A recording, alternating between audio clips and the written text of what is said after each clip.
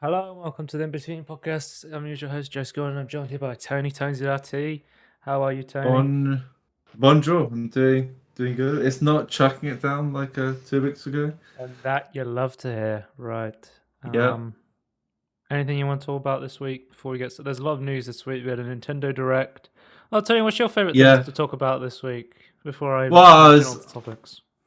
yeah, okay. Well, the topic I wanted to mention is just like because I'm still this isn't it, but like Steam OS 3.5. I Yeah, guess so in SteamOS not out, but 3.5. it's It's gone from the basically the dev channel to the beta channel, which usually yeah, means it's going to move to the stable channel, like the actual release channel, very soon. So yeah. Some interesting stuff in um, there. Have hope. I'm still waiting for it to come to a like almost like a multi-platform installation sort of thing, but it's yep. still good progress. Then we have what else? I mean, we got to talk about Unity just shooting Yeah. themselves in the dick 50 times. I mean, I called the blunder section the Unity section this week because Yeah. I was like, there's no way anyone could top Unity this Well, week. Holy moly. we'll get into this more in this section, but I just want to say like at the front is like I see people go, oh, I don't understand what Unity's doing. It's like if you've not seen what Unity's been doing for the last 2 years, and none of it makes sense. Like Yeah. it's not a new MO for them. And yeah, so let's go into what I've been playing and then we can start because you've got no Lego updates that we can see yet. So No, unfortunately not. I have been playing F-099, Blasphemous on the Oh Steam yeah, Deck. I played a Uh, little bit of that. so, So it was interesting. I've been playing Sekiro. I am on the second to last boss, who is destroying me, and I am then getting tilted and playing Bejeweled Zen mode today after Yeah, I've died to him like 15 times. So, is there anything you want to talk about? I personally was about Blasphemous. I feel like I didn't last time because I think Yeah, I showed it we off. supposed something else last time. I Yeah, showed it off with this- the Decky plugins that allow you to yeah, add playtime. So I've played it for yeah. about I think about 3 to 4 hours now on the. I've only played it on the Steam Deck. Okay. Usually, when I play a game on the Steam Deck, I will pretty much only play it on the Steam Deck unless I And think there's a benefit to like cross playing it on yeah, PC as well. I mean, because I played Super Mario Galaxy entirely on the Steam Deck. I just finished Cat I've Quest entirely on the Steam Deck.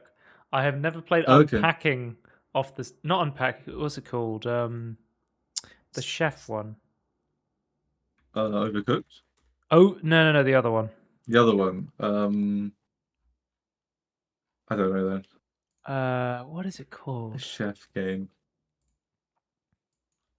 like a party chef game, or Yeah. um. It's Do called you have recently played Plate one? Up. Plate Up is what it's called. Plate up. No, but I have like 10 It's to a 12 thousand hours game. in it, and I've never played on my Okay. PC. Oh, okay, right. I would say So, like in contrast, my playtime Blasphemous has all been on mouse and keyboards on the PC. So oh yeah, I think it works really well on controller. yeah, okay. So let I me would assume start. so. Just like I feel like mouse and keyboard is probably the worst, but I don't actually know that. I've been playing Blasphemous in just whenever I'm out and about in public, and I'm like, this game is not as good for public viewing as Cat Quest was. No, Cause I'm like, unless you go to a medieval fair. my niece cannot look at me playing this game because she will have questions. Uh, But the problem with little kids, they always want to look at screens. They know what a screen is, and they're just like, "What's that?" oh yeah, my niece has tried to eat my Steam Deck a lot of times. Let me put a timer on Yeah. so lest I forget. All right, 1 minute. Here we go. 1 minute. 1 minute. Blasphemous is a action platformer, Souls-like, I would say, and it almost Yeah, has yeah. some sort of Metroidvania elements. I would say. Light Metroidvania, right? Yeah. I've heard the second game has way more Metroidvania elements to it. Currently, I've just been exploit. So at the start of the game, you fight the tutorial boss who I showed in that video previously. But then I got to the bottom of the cathedral and I killed another boss. And I would say there's lots of items in Blasphemous, and none of them I really understand what they do. But then I'm like, okay, at some point this will be useful. It's like you picked up the Yeah. wax of Jeremiah, and it's like, I need the Yeah. wax of Jeremiah. It's not like here's the damage item. There's a couple of items like No. rosemary beads that let you have more skills. There's but I just upgraded my maximum health. There's like lots of progression. I've been unlocking new combat abilities to fight people. The game's really fun, and I think the art style is fucking sick. Yeah, So the I've theme and the art actually, style is fantastic. and it runs great on Steam Deck because the native resolution of this game is like 600 times 480 or something, Yeah. and then it just Yeah. pixel scales it up. So I'm just 60 FPS, rock solid on this. It's a very good game for the deck because honestly, you could probably run this game at like on the Ally at like 120 if you wanted to. Oh, probably, yeah. Honestly, this is a great game as well because I only bought this because of the demo. I think it was like in a bundle. I was like, oh, okay, I'll get it. Even better, I get it even cheaper. So yeah, great. So and it still has a demo. It wasn't the time demo. It still exists. It's great. This is that the minute and oh you're wait no that's my favorite character from the Inbetween podcast. I hate how like Nvidia broadcasts like air conditioning unit. That's a person. I need to keep them in focus. I'm like, I love how it's like going across the screen. It's like no, that's still a person.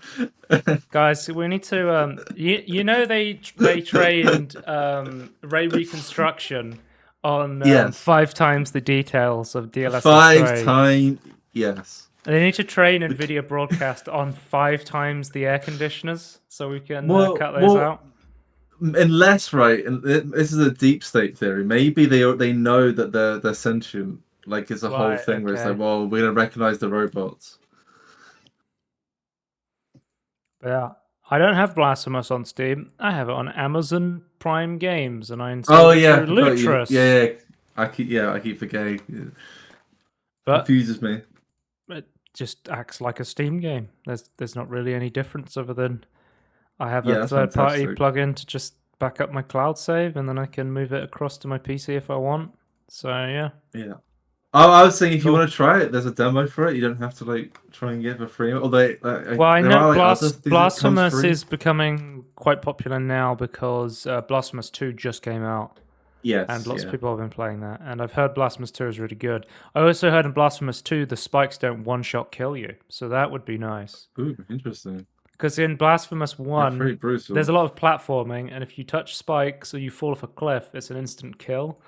Yeah. So, I don't mind. Like, I like platforming, so I actually quite like the movement in Blasphemous. Like, I compare it to Metroid Dread, but I'm running out of time, so I'm going to close this before I talk too much because we have so much news to talk about. Bluey the video game announcement trailer. Log the fuck in, dude. As someone with 2 nieces and a third on the way, I've got to say I have watched an ungodly amount of Bluey. And, I've never seen it before. Yeah, I was just saying to you, like, if you don't have any, like, anyone around you with kids or kids yourself, you probably never interacted with Bluey, but it is probably one of the best shows for adults that kids watch because it is really well made, it's very funny, and it has a lot of jokes for adults and lots of, like, little animations put in there for the adults to see, so it's pretty cool to see. I mean, I thought we hit the peak with My Friend Peppa Pig, the video game that came out like a couple of years ago, and then I saw Paw Patrol Grand Prix, but now I know that Bluey the video game coming out. This is going to be the big title. Oh, I think it's November 17th of this year. So, you know what? Everyone's saying Tears of the Kingdom, Game of the Year. Starfield. You're saying Bluey. Nobody's saying Starfield, Game of the Year. Baldur's Gate 3? Hold up, wait a minute. Bluey the video game in partnership with BBC Studios, November 17th. Log the fuck in, dude. It's interesting. Oh wait, pineapple pen. Hang on a minute. No. No. Okay. And just with VR game, we got our first gameplay video of Assassin's Creed VR, the Quest exclusive from Meta. So this actually looks pretty fun. I wonder, I can see this. As someone who loves spy games, I could see myself getting really into assassin games. Yeah. And if Someone's big there's, fan of medieval stuff, I could go see myself getting into this. I can't imagine jumping off something and then just like Oh, using the assassin. I oh. feel like you might need some. I like the stealth stuff. That looks cool. And there's like some puzzle stuff. Yeah, this looks Sorry, arrow good. stuff. Oh, is that Odyssey? What's Interesting. going on? So does this take place over like several different Assassin's Oh, this Creed must be timelines? This looks like it's just like showing lots of different levels from different games. This It's, is it, like Odyssey. it's, That's it 22. looks pretty good from the trailer. Yeah. It looks like it could be This fun. is Oh my god, Tony, they do let you jump off and stab Da people. Da Vin Da Vinci. Da Vinci? Sorry, Okay. I saw Da Vinci. Leonardo da Vinci. Yeah. I love that guy. Watching this is reminding me of fucking Sekiro because of all of the parrying and stabbing. Right, here we go. Yeah. Let's move on. That actually looks pretty cool, but Yeah, it looks good. That actually looks good. this is available on MetaQuest 3. Wondering if it'll come over to MetaQuest 3. Probably, but we'll have to wait and see. I still am waiting for the. Yeah, is it not? I'm still waiting It's for not backwards compatible then. I have no idea. They have made Okay. some Quest games compatible with the Quest 1, and then some of them are like, no, it's a Quest 2 exclusive sort of thing. Right. So I've no idea. If it just was, then I just go, yeah, like almost like a Steam verified. Someone was pointing out or Steam Deck yesterday verified thing. that Capcom has released 3 Resident Evil VR ports on 3 different platforms. So you have Resident Evil 4 VR, which is exclusive to the Quest 2. You have Resident Evil 7 VR, which is exclusive to the PSVR 1, and you have Resident Evil 7 Village and the new Resident Evil 4 VR, which is exclusive to PSVR 2. Yeah. Like, VR is as small as it is already. We do not need this much segmentation between exclusivity. Please, yeah, no exclusivity early days, please. It just kills everything. But yeah, I am waiting for MetaConnect next month. I'm going to see all the details of the Quest 3, and hopefully we can pick that up potentially. Ubisoft news following up for announcements. The Division 3's been announced. Are you interested in the Division 3? Me personally, I don't really care. So I think the Snowdrop engine they use is absolutely gorgeous. Yeah, my problem is the gameplay and the mechanics. Like, I feel like it could be something I'd be willing to play. So, but I then go into review and go, okay, that's the reason I think this could be good is because the Division 1, Division 2 are really good-looking games. Yes, and absolutely. And from what we've seen of like Star Wars Outlaws and the new Avatar game especially, they look really good. Hopefully there's something really cool coming out from Ubisoft, but it is Ubisoft after all, so no expectations. Who knows? Yeah, it could be. It might look pretty, but mechanic could be bad. Who knows? This is some Jesse news. Cancellations. Rocksmith 2014 is being delisted October 23rd. So if you've not picked up any of the DLC for Rocksmith, now is your final chance to get it because it will no longer be available. I've never understood Rocksmith, but I'm not a musician or like a beat. I'm just terrible at rhythm in general, but I never really understood the point personally. The point was it was a lot of people had it. Guitar is very popular, but didn't actually teach you how to play a guitar. Yes. So people wanted like a bridge between learning to play a guitar and a video game. Yeah. Which I guess is. But I don't think I knew anyone that had it like at the time, so it's never made any sense to me. I've but never I'm glad really it existed for those people. Guitar Hero or anything like that. Yeah. So. Or karaoke or Dance Dance Revolution. It's just all of those things now. Evil Dead, the game, we had an update today. We have the decision not to pursue the development of new content for Evil Dead, the game, and we can confirm they will not be releasing a Nintendo Switch version of the game. Oh, that's a shame to see, because this came out less than a year ago, it seems like. Yeah. It was like Halloween last year, right? It's gone free on Epic already. Okay. So I don't know how well the game's doing, but it seems like the most popular DVD style game, like asymmetric horror game right now, is the Texas Chainsaw Massacre, which just came out. But whether that will stand the test of time, we'll have to wait and see. Yeah, kind of a shame. Like, I feel like if people liked it, it's like kind of disappointed. Wanted to see They more. just said they're not making any So more content for it, but yeah, I the guess it still servers will exists. still be up. Yeah. But it's like it's kind of like if you're excited for like new content, it's like it's not coming. Next up, we have releases. Myth Force, the 12th of September. This was like a co-op roguelite that came out past couple of weeks and was set in the style of like 90s cartoons. And I think that the reviews are mixed for it, but I think half of the studio's been let go already for this. Like, Right.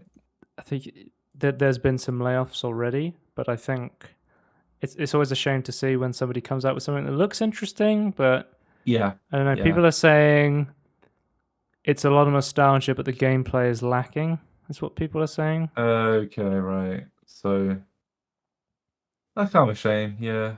Yeah, but yeah, we have to. 13th of September, Heretics Fork came out, which is another roguelite deck building game that we've got a billion roguelite deck building games. Demonic themed roguelite deck building game, the indie starter pack. But it actually looks pretty interesting. And it seems to have some sort of like tower defense, wave defense mechanic as well. I mean, Yeah. The UI and stuff looks great. Yeah, that's the theme and so looks great together. yeah. Yeah, it looks pretty cool. I'd be interested to Yeah. see what people I think. It I seems very positive at the moment. there's no Um, demo though, so that's my one criticism. Complete the game with all characters and got 95% of the cards. I would like to rate the game. I would give it a 7.5. The game is a roguelike deck builder with tower defense. You use cards to enable towers. Skills, a passive bonus. You can have up to 6 towers at once. There are 5 different classes you can play with 250 cards. Music's good. Style and theme's good. Graphics good. I love what they did with the menu. And then the bad. There are 250 cards, but a lot of them are different tiers of the same card. Most of the cards are percent damage bonuses, only on late unlocks, so there's some unique ones.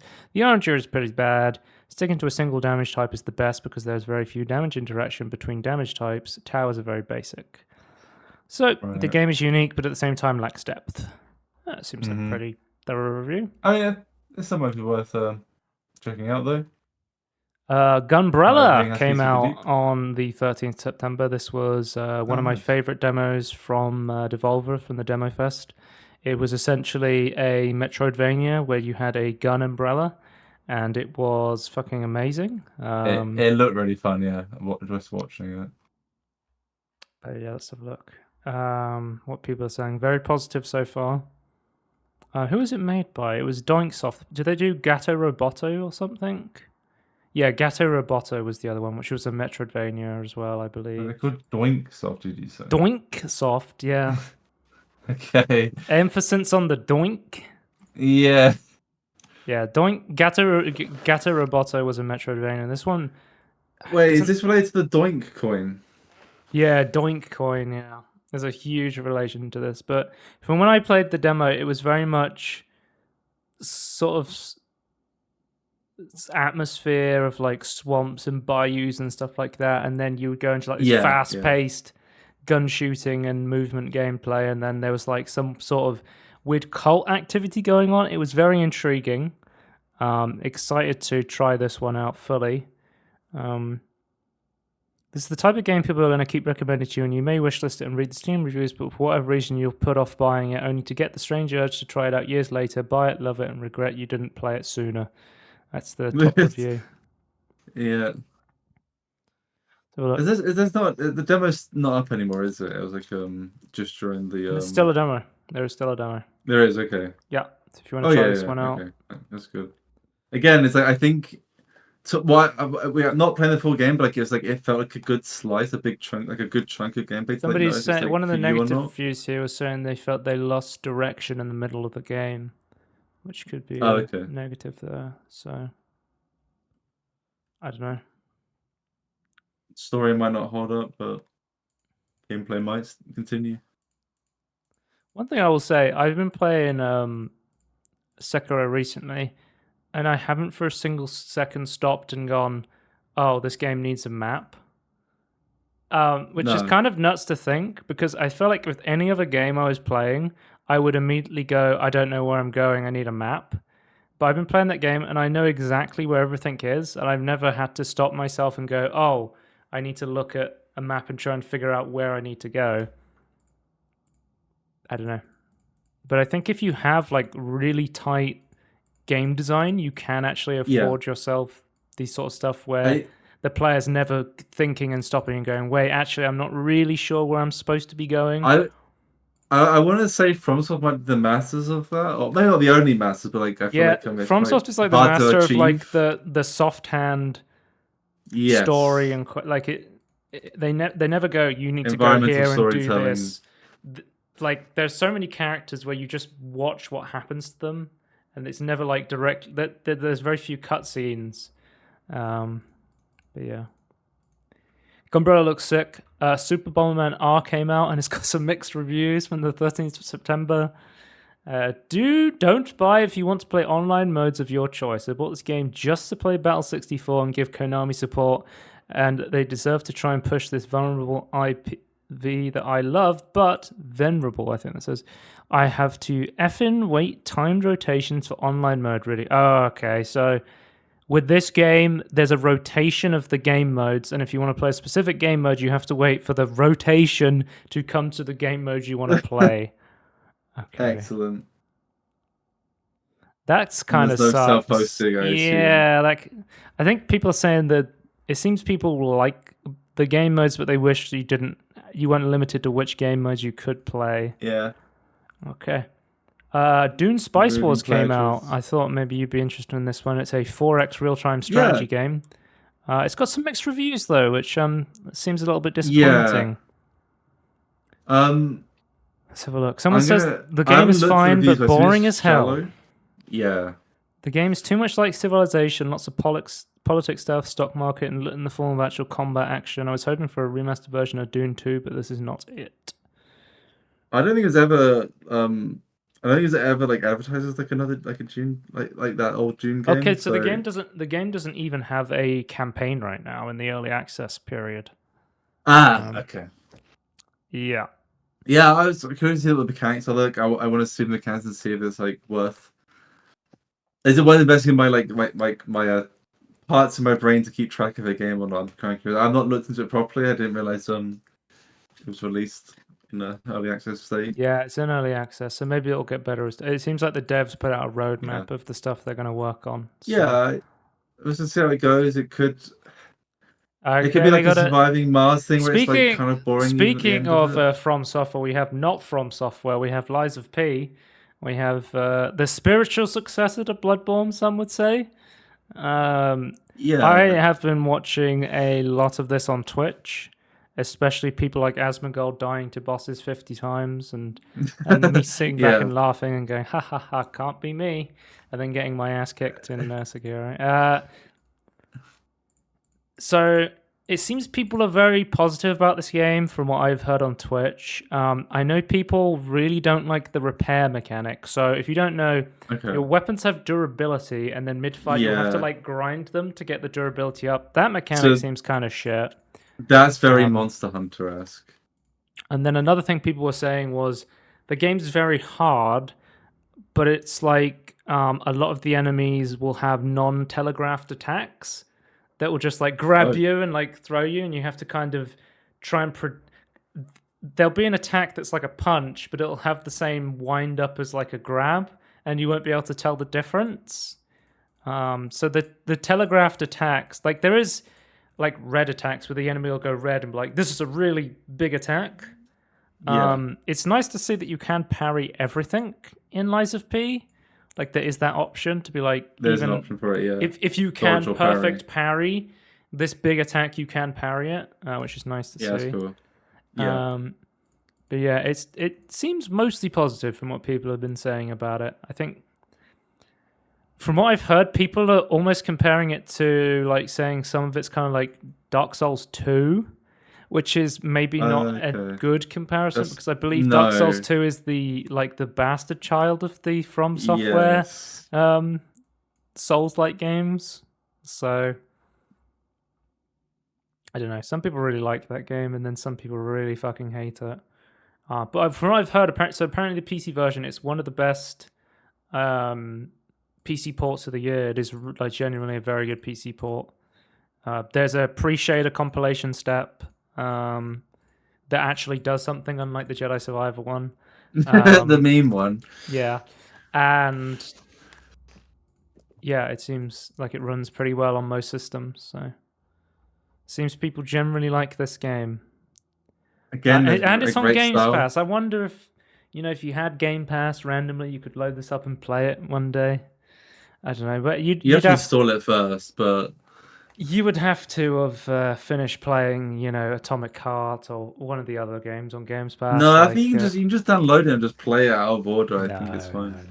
you I wouldn't you well, wouldn't also on the 19th of September, we had Mortal Kombat 1 came out. This is the re-release of this is like the forgetting numbers step of.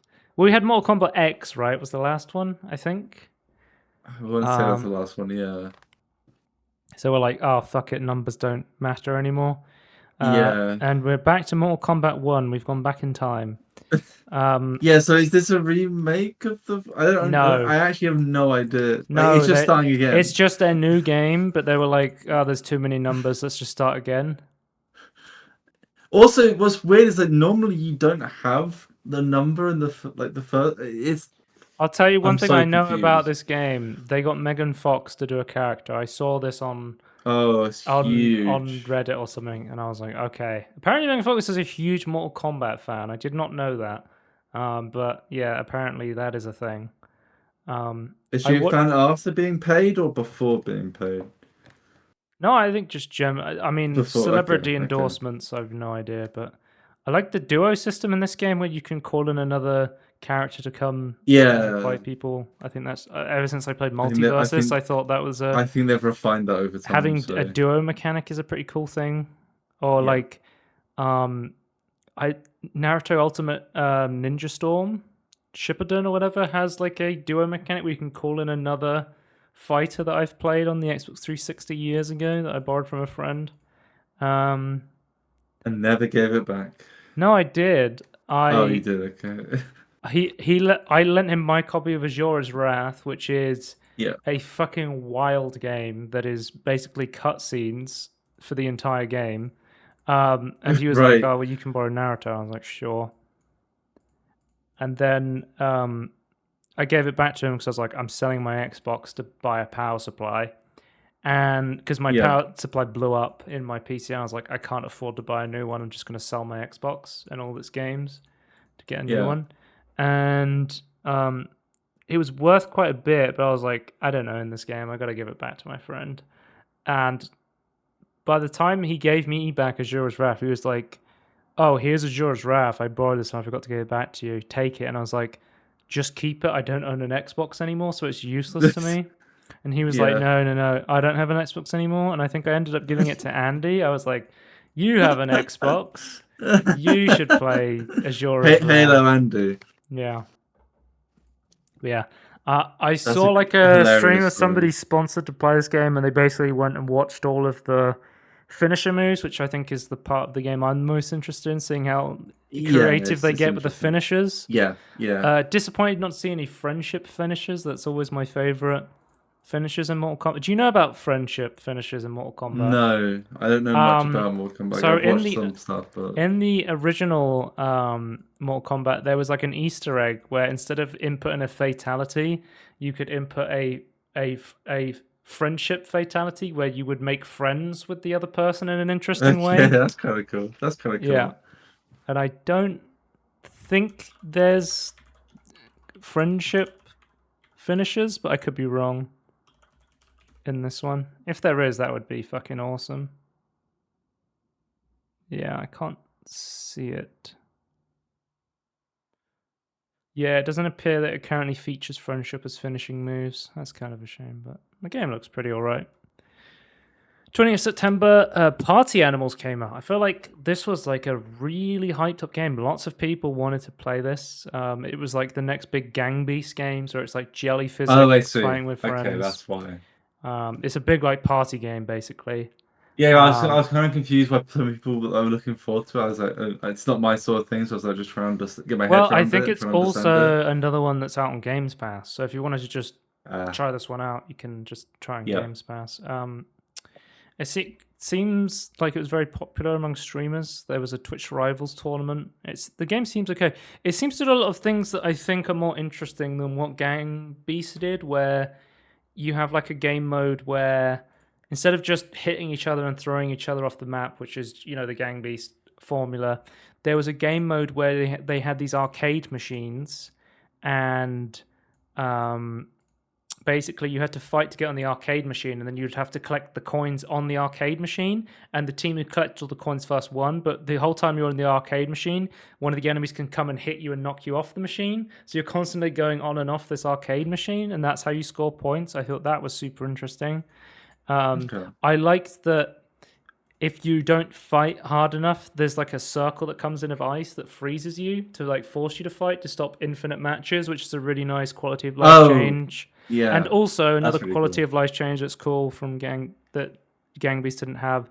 When you die, you save up points over time, and you can throw items at your allies or opponents. And I think so you can throw like fish, and then there's like a bomb you can throw to try and blow people up. But I was like, that's a really good way to keep spectators engaged when they get knocked out. Yeah. They can keep playing in a way, which is really cool. But this has got mixed reviews. Let's see what people are saying. So one thing to mention that I read on Reddit, this game does not...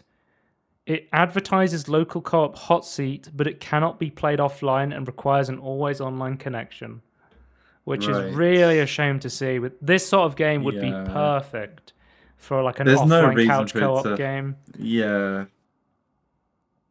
Yeah. I guess more development, but I feel like you should. Because I would love to grab a game like this and just load up my Steam Deck and have some people around and play it. This would be very fun to load up on the couch, so kind of a shame to see. But yeah, people seem pretty positive. It's just a bit of goofy fun. So let's move on to the next one, which is Resident Evil 4 Separate Ways DLC. Came out on the 21st September. So this is the Ada Wong DLC for Resident Evil 4. It's been officially added to Resident Evil 4. Let's go. Yeah, who do you think gives Ada Wong the mission? Oh. But why is he pointing a gun? Maybe he's pointing a gun at a zombie. Oh, because he's a good guy. Yep. But it seems very positive, overwhelmingly positive. People are really liking the DLC. $10 for a DLC that's longer than Resident Evil 3 Remake. Yes, jokes aside, it's fast-paced, well-done story DLC. It deserves the money. Really? Interesting. This next review really just says, Ada is hot, is the review. As someone who's played Resident Evil 2 Remake, I can agree. Agree to agree. Right. Next up, Payday 3's come out to mostly negative reviews. Oh my god. Okay. So apparently, so what's actually happened? Because I've not followed it. Payday 3 is always online, and the servers are down, so you cannot play the game, which I think is like massively pissing. So I think you have to, not only is it an always online connection, you have to make a third-party account. And I feel like they learned absolutely nothing after the Payday 2 debacle. They've just been like, people hate like DLC and they hate like always being online. Let's make another always online game that already has DLC for the game, which has 3 editions of the game on launch. You can pay for early access when the servers aren't working. People are fed up with these. Yeah, people are fed up with that. They'll start to downvote for these practices now. So you can't get away with it. Like imagine paying for early access and then you can't play the early access because the servers are dead. Imagine that. It kind of like an offline mode. That just seems crazy to me. Someone said product refunded. The real heist was our wallets. True. Can't matchmake on a €40 product that's always online. So this game actually had de novo like 3 days before launch, and then they removed it. And Okay. then people were like, oh, they removed Denuvo, and then people were like, yeah, but it's still always online, so it doesn't really Yeah. make a difference in the grand scheme. I mean, you haven't Uh, got the Novo slowing it down, I suppose, but yeah, you still got like the always online, which is a negative in and of itself. I wouldn't. I wouldn't. Denuvo slowing games down is unproven. I feel like True, we need as to much as get I rid of it. personally don't like Denuvo, I think spreading misinformation that Denuvo negatively Well, massively impacts performance of all yeah, games I don't think it. is I don't think not it's. Yeah, I a don't think. good It, I thing. don't think it always does. I think it does dependent. There's definitely been games again, like a massive like pinch of salt because like these are pirated games. It's like running And better without then no, but they're not running in the same way. also came out September 21st, Hellsweeper VR. I played the demo for this on a demo fest, and I quite liked it after. We have a video on the demo. I quite liked it after playing it for a while. I think it took a little bit to get into, and then it was quite good. I'd be interested to play this with like.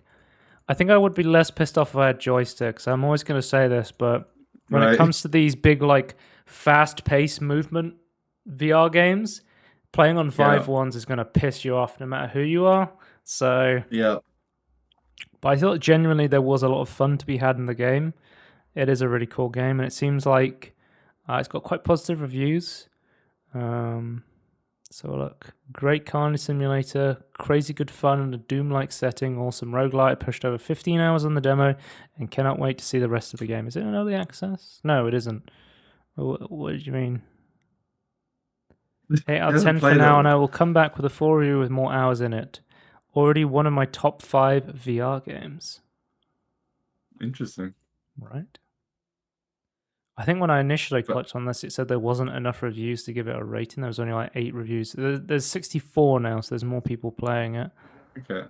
But it seems pretty good. Oh, speaking of Jotson VR, that. I just picked up the Humble VR bundle. They've done another one, and I already owned some of the games, but I picked it up because you can get Demio inside of it, which for the cost of admission, which is £19.33, is cheaper than buying Yeah. Demio on its own. Which you also get Yep.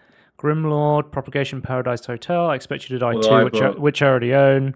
After the Yeah. Full Digital Deluxe Edition, Zero Caliber VR, which I already own, Rick and Morty VR, which I already own, and then Stride, which was something I didn't own. So I will try and find someone to give my extra copies to that owns a VR headset. But I think there's very few people that I know that fit that category. Mm-hmm. So yeah, we talked about Payday removing Denuvo. Third bit. So quick news: Starfield update. Starfield will officially add DLSS, FOV sliders, HDR options, and an eat button for food. So this AMD Oh my sponsored god. game turns out you could add DLSS the whole time. They just haven't added it yet for whatever reason. Nothing to do with an AMD sponsorship or the fact that modders have already put it into the game and it works perfectly. Yeah. I was watching the new. There was like a round table that Alex Battaglia from Digital Foundry was doing with like Nvidia and CG Projekt Red talking about DLSS 3.5, and he was asking them, "What do you guys think about like people just modding DLSS into games and it just working?" And he was like, "Yeah, obviously, there's a lot of stuff you need to put in to get DLSS working like really well with games, but Yeah. it's so awesome to see that you can mod it in. It just works. It just goes to show you the strength of DLSS that it Yeah. just can It immediately does what go it. in Yeah. and Yeah. fix It up does a what it lot of can do. these What's like there? issues that FSR was having with Yeah. like Neon, for example, the cyberpunk-esque water planet club thing. It's cool to see. But yeah, Yeah. nice to see that. I think unexpected that Bethesda would actually fix one of their games ever. They slowly fix games that they first launched. Then like a year after, it's like they get a lot slower. I don't know if you know this, but like It's just still quicker than I was expecting. full Skyrim. I think Skyrim, when they re-released it on the Switch, they released it in a broken state. Yeah. Fallout Yeah. 4 on the console launched to like 20 FPS and got an update to go to Yeah. 30 FPS. Yeah. Like they always release their games in like super broken states usually. So this is like, I think It's this the is more least of broken they've launched it. I think this is more of like a Microsoft thing where they're like, we actually this is going to sell Games Pass to people. This needs to be a working game. Yeah. But yeah. Next up, we have out of the blue, 7-year-old Titanfall 2 has been working again. The multiplayer servers have been fixed. They've pushed an update, and lots of people are playing TF2 right now. That's crazy. Like TF2 never dies.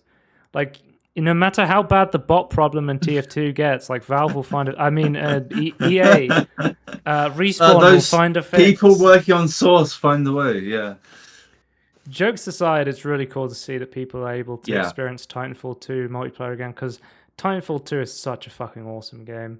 It is like such a can't great blend one. of movement and gunplay. Like, if you are somebody who has played Apex Legends and was like, I wonder what this would be like if it wasn't a battle royale and had mechs, here you go. Yeah, It's I'm way more amazing. interested in TF2 than Apex personally, but I appreciate why people like Apex. And then finally, we have Sea of Thieves is adding private single crew servers in December. As Oh, somebody thank God. who has been asking for this for fucking years, thank you. They really pushed back. I get why they were pushing back on this, because Yeah. it makes sense that the Sea of Thieves experience is that it is this big open world where you never know what you're going to encounter, and encountering other players is a big part of the original Yeah. Sea of Thieves experience. But my issue 100%. is when me and my friend go on a sloop and we're just going around the two of us, it's fine. But when I get on that galley and I get people on my crew that have never played the game and I'm trying to help them and learn to play the game, and we get killed by, these Reaper crew that come and just destroy our ship and gankers. People who spend thousands of hours just trying to go around and kill random new players because they got nothing better to do. Their fun is picking on. They're basically bullies. Like their fun is like picking on lesser crews. Well, there used to be a dedicated PvP mode, and they shut it down because nobody used it. Because then they would have to face against people who are on their own skill I know. level. That's what really frustrates me. Is like if your only fun is being a bully, it's like, please just stop. You're not. Please look in the mirror. Like, just stop. Well, look at what you're doing and ask yourself, what are you doing? That used to be the MMO formula. Was when you played an MMO for the first time, high-level players would come around and they would go and kill the low-level players, and the low-level players would get pissed off and they would keep grinding so they could get to the point where they've gone, oh, I've grinded enough. Now's my time to bully people, and that started the bully cycle. Yeah. And I always thought that shit was so awful. dumb. It's not because like it's not like a cycle of like, oh, I'm gonna go and find the people that I'm now the same level as well. I'll show them who's boss. It's like no, I'll pick on lower level people. It's like, no, what are you doing? Don't pick on level people. Stop ruining people's fun. I was very much like, please. Whenever I got ganked by high level players, I was like, I'm going to get to max level and then I'm going to protect low level players. That's how I felt. I was like, fuck these guys. Yeah, my mind's like, I will protect them, I will help them. It's like that's like my head, how that works. But at the same time, how much effort am I gonna put into doing that? So we have Steam Deck news. We briefly talked about it. Steam Deck OS 3.5. So the big stuff coming from this is the vibrancy slider. It's really cool to see that third-party Decky plugins people make. Valve goes, oh yeah, that's a good feature. Let's add that to Steam. Yeah, so we've had cool. the Decky loader, which basically added this vibrancy slider. So you could change the color, temperature, and the vibrance. But it's now been officially added. So if you like your games a bit warmer, a bit more orangey, you can turn that up. Or if you like more of like a cold blue look, you can turn it down a bit. Obviously, this is not making the Steam Deck screen any brighter or any more. There's not more color space on the Steam Deck screen, but you can now tweak it if you like that more like lighter or more blue cool look. I know some people actually change like per game. It's like, oh, this game looks a bit weird. I'm gonna like change the temperature. Yeah. So I've never been a big like. No, I keep screen it neutral, temperature personally. guy. As same with music, I like flat EQs. So Yeah, like I just like listening to stuff like how it sounds. Yeah. But yeah, HDR display again. HDR and VRR support. Again, the Steam Deck screen does not have HDR or VRR, but as It somebody who interprets has the their data. as someone who has their Steam Deck docked to a HDR TV, this Yeah. is very useful because then I can now use HDR on my TV when I'm playing docked. Yeah. Which is Because really before cool I to just see. wouldn't understand the metadata, so it's like, well, okay. They've What are you added supposed to do? stretch and zoom scaling. So if you have a game that doesn't support the 16 by 10, you can stretch it or zoom it to try and make it fit, which is a nice touch. And there's they fixed the big one. They fixed the SMT bug that was basically massively reducing CPU performance in select games and destroying CPU performance in Switch emulation and other, I think, GameCube emulation. So they're or Wii fixing emulation. You love to hear it. Yep. So you shouldn't have to get power tools to turn off SMT to do Switch emulation, which would be really nice to see. That is really cool. I'm glad they found that bug. That's quite good. External storage devices are now auto-mounted when connected to the Steam Deck. That's super useful. Oh, that's not something that's default in Linux. So like they've just added that. That's interesting. Well, people were saying like it's cool how Linux didn't do HDR and now Steam Deck is like pushing forward. Yeah, we're now. I truly believe, like, as someone who's like a part of it, I want Linux become like a as easy to use as Windows at some point. I know that's not the point of it, but I think that is a good goal to have as long as the core is not compromised. As something that wants that is like having these like creature comforts, I think and conveniences added is really, really good. Yeah, but with the auto-mounted stuff as well, JSOX does a custom Steam Deck dock that has a NVMe drive in the bottom of it. Oh yeah, which is super useful with this feature now. That'd be fantastic. Yeah. A bunch of bug fixes for so apparently sleep resume speed has been improved. So when you put your deck to sleep and turn it back on, I think it's like a second faster, which is really nice to see because it's already pretty quick. Oh, huge! It's already quick, yeah. And Bluetooth connectivity stability, especially on multiple controllers. This is a fix for me because I connect 4 controllers to my Steam Deck and use it as a couch co-op machine, basically. We had issues. Because one would like massively slow down or something, or like would like stop like half the inputs would like be laggy or something. Very commonly. Yeah, I think you also get like the new Mesa drivers as well, so they'll be updated. Graphics drivers should work, but that's currently in the preview channel, which means we are very close potentially to it being released. Yeah, so preview is like this is like getting ready for release. It's like just making sure all the final. Who knows though, because Valve was saying Counter-Strike Source 2 would release in summer, and yes, the 23rd of October summer's gone. The end of summer. So well, people are the Counter-Strike 2 Twitter account was posting about a special announcement coming on Wednesday. So potentially we could see the public release of Source 2 CS:GO, but special announcement is coming. It's coming mid-autumn. That's going to be the announcement. Well, speaking of announcements from Steam, Steam news, we have the announcement of early 2024 Steam sales and Fest. So the major sales will be the spring sale on March 14th to the 21st. It seems like there is not a New Year's festival. I was complaining last year how we had like it went autumn, Halloween, into Christmas, into New Year's. Yeah. And it was just like, then, like 4 major sales like stacked next to each other, and it was just like, oh, maybe we should space this out a bit. But next fest next year will be February 5th to 12th. Capitalism and Economy Fest in January. Pirates and Ninjas Fest in January 2022. Tony, any Pirates or Ninja games you're going to pick up in that festival? If there are any good ones, sure. Remote Play Together February and February 12th. Dinos vs. Robots Fest February 26th to March 4th. And the Deck Builders Fest March 25th. Yeah. Can we go back to what's the Capitalism one though? What? My guess would be like venture capitalists, like those sort of get like money making games. Yeah, like yeah. I can click like on money management sort of stuff. I'm currently curious to know what's going to be on sale. That's interesting. Games that are about capitalism, economy, or money grubbing are allowed in this event. It doesn't have to be real money. Cookies count as currency. But the entire goal of the game should be to make money. If your game is mostly about shooting, or an action-adventure game where you can buy things with money, or is a city builder where you have to survive zombies, the heat death of the universe, or dinosaurs, unfortunately, this is not the event for that title. Do you game over if you run out of money? If the answer is that yes, then your title is likely a good fit. If the answer is no, but the player can take out loans to try and extend that runway, then the answer is almost definitely yes.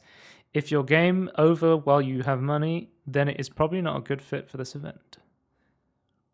I feel like so City Skylines technically, but I still feel it's a little bit. So immediately the game that comes to my mind is venture capitalist.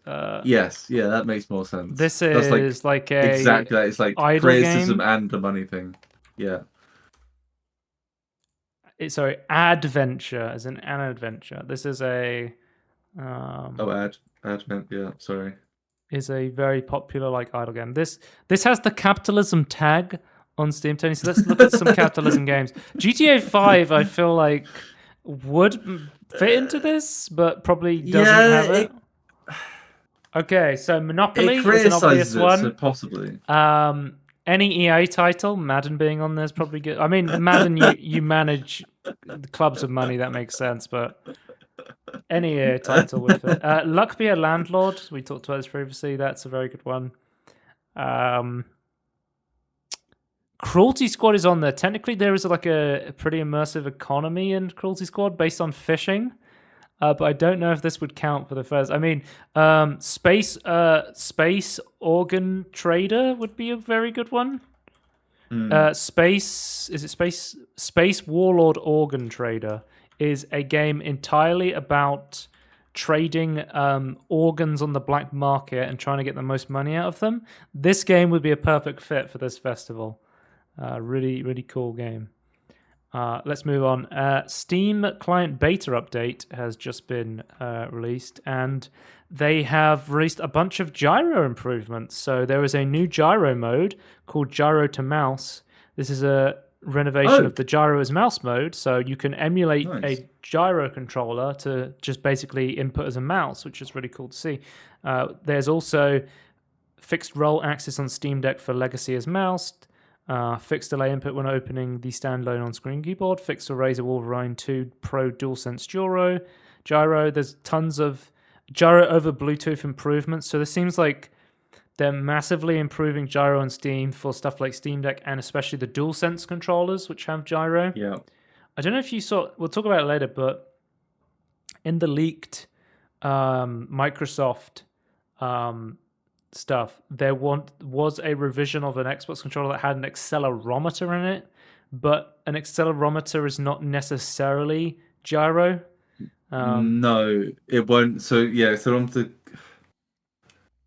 accelerometers have gyro capabilities as well, but they call it accelerometers. But yeah, accelerometers strictly. But it's just acceleration. I personally would love to see an Xbox controller with gyro in it. It's super fucking useful. There's a reason I have two DualSense controllers, because gyro is really, really useful. So, wait, so the Elite doesn't have it in either? No Xbox controller has gyro. Oh, okay, interesting. Next up we have Steam news. We've got Pierre-Luc Griffias put out a comment on a public Discord server where he basically said that back in 2019 the company wanted to do a appliance VR box standalone alongside the Index, so they wanted to make like a super expensive VR console basic, like I was talking about potentially in the leaked Steam Van Gogh successor thing. But they were basically said it would have been stupid expensive, and buying something at the high-end PC price doesn't make sense if we don't have a good desktop everything story, and that definitely isn't ready either. I think to me this makes a lot of sense. Like not coming to fruition. Like you can either you got a PC that can do it already or not. It's like I feel like unless you make the console a lot cheaper than like PC components, it doesn't make sense.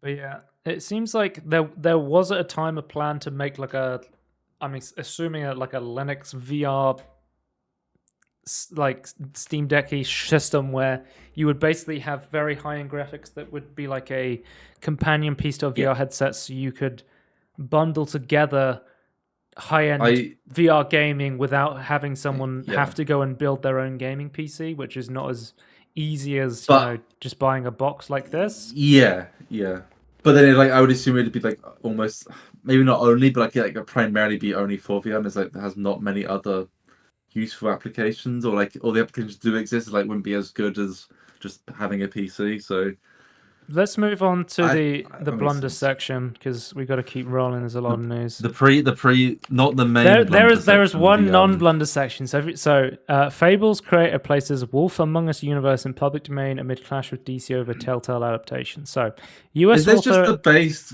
the space story? yeah. So, U.S. author and artist Bill Willingham has announced that the Fables comic book property, including all Fables spin-off and characters, is now in the public domain. This means that anyone can now create any art of any kind set in the Fables universe. Pending a judgment from third-party legal experts, Willingham believes that DC Comics has been trying to strong-arm the ownership of Fables from me and has attempted to subtly recast Fables as DC's own property during contract discussions from new comic book issues to mark the setting's 20th anniversary. DC officers admitted that the interpretation of the public agreement and the following media rights agreement allowed them to change stories or characters in any way they wanted, without any obligation to protect the integrity and value of the IP. Williams says he can't afford to sue DC over the disagreements, as even winning a suit would be ridiculous amounts of money to take out the company. So in response to this, he just went, well, fuck you, I'm just going to make it public domain. So nobody has the rights to it. Everyone can make their own. And people are going to trust the original creator than other people. So, but yeah, interesting to see that, because I think once you put something into the public domain, it's sort of like a no take backsy thing where it's almost impossible to take something out of the public domain. Yeah, you can't know unless like there could be. I think there's an appeal section, like appeal time frame. Where it's like, oh, but technically they can't do that because they don't own it, sort of thing. So that might be argued, but I can't. Not being a lawyer, I can't see it like that happening. But maybe I'm missing something. But I think it's such a great decision. That's a good response. This is the nuclear. The nuclear decision. Where it's like, well, if I can't have it, if I can't have it, I don't want you guys to have it. Everyone has it. Everyone's super. It's like a nuclear daisy. It's like you don't get to control it. Everyone has it. But we get like really stupid shit where it's like Winnie the Pooh is public domain, but Winnie the Pooh in a red shirt that looks like the Disney character is not public domain. So that will always be a thing. So if DC make a comic with a distinct styling, they will own that version. So that's always going to be a thing. So you own like the modified version, if you will. Yeah. But The Wolf Among Us 2 has been delayed out of 2023 to not crunch the developers. But we'll have to see how this affects the new game coming out, and if anybody else wants to make, a Wolf Among Us or the other Fable universe games. Maybe someone else loves it. They're gonna. Well, we'll just. Let's move on to the Unity section. So, Unity came out with a new change to their pricing structure, which will include royalty fees based on the number of installs. This was not very popular with people. I will go out on a limb and say that.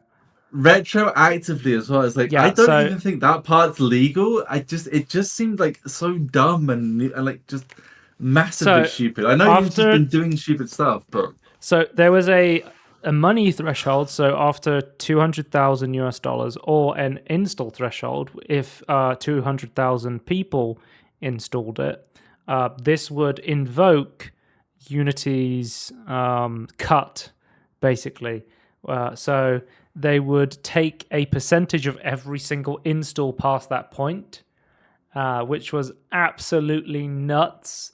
And people were very quick to point out how, what if somebody downloaded the game 7 times just to cost developers more money? What if somebody's downloading a demo? What about people on Games Pass? How does this affect Or you have multiple devices like a Steam Deck and a PC. So We have some questions and answers to this. Will this fee apply to games using Unity runtime that are already on the market or January 1st, 2024? Yes, the fee applies to eligible games currently in the market. It continues you to distribute the runtime for more details on when the fee may apply. So they're also making it always online, where you've got to check if people have installed the game. Yeah.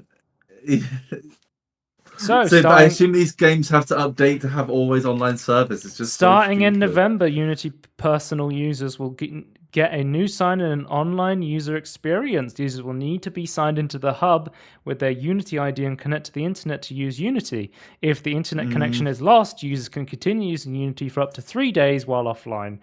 So yeah, I was going to pirate Unity, thank you, but no thanks. Unity CEO John Riccitello sold off 2,000 shares of stock a few days before this was announced, and he sold over 50,000 shares of Unity in the past year. I wonder why the CEO of Unity has been selling his stock.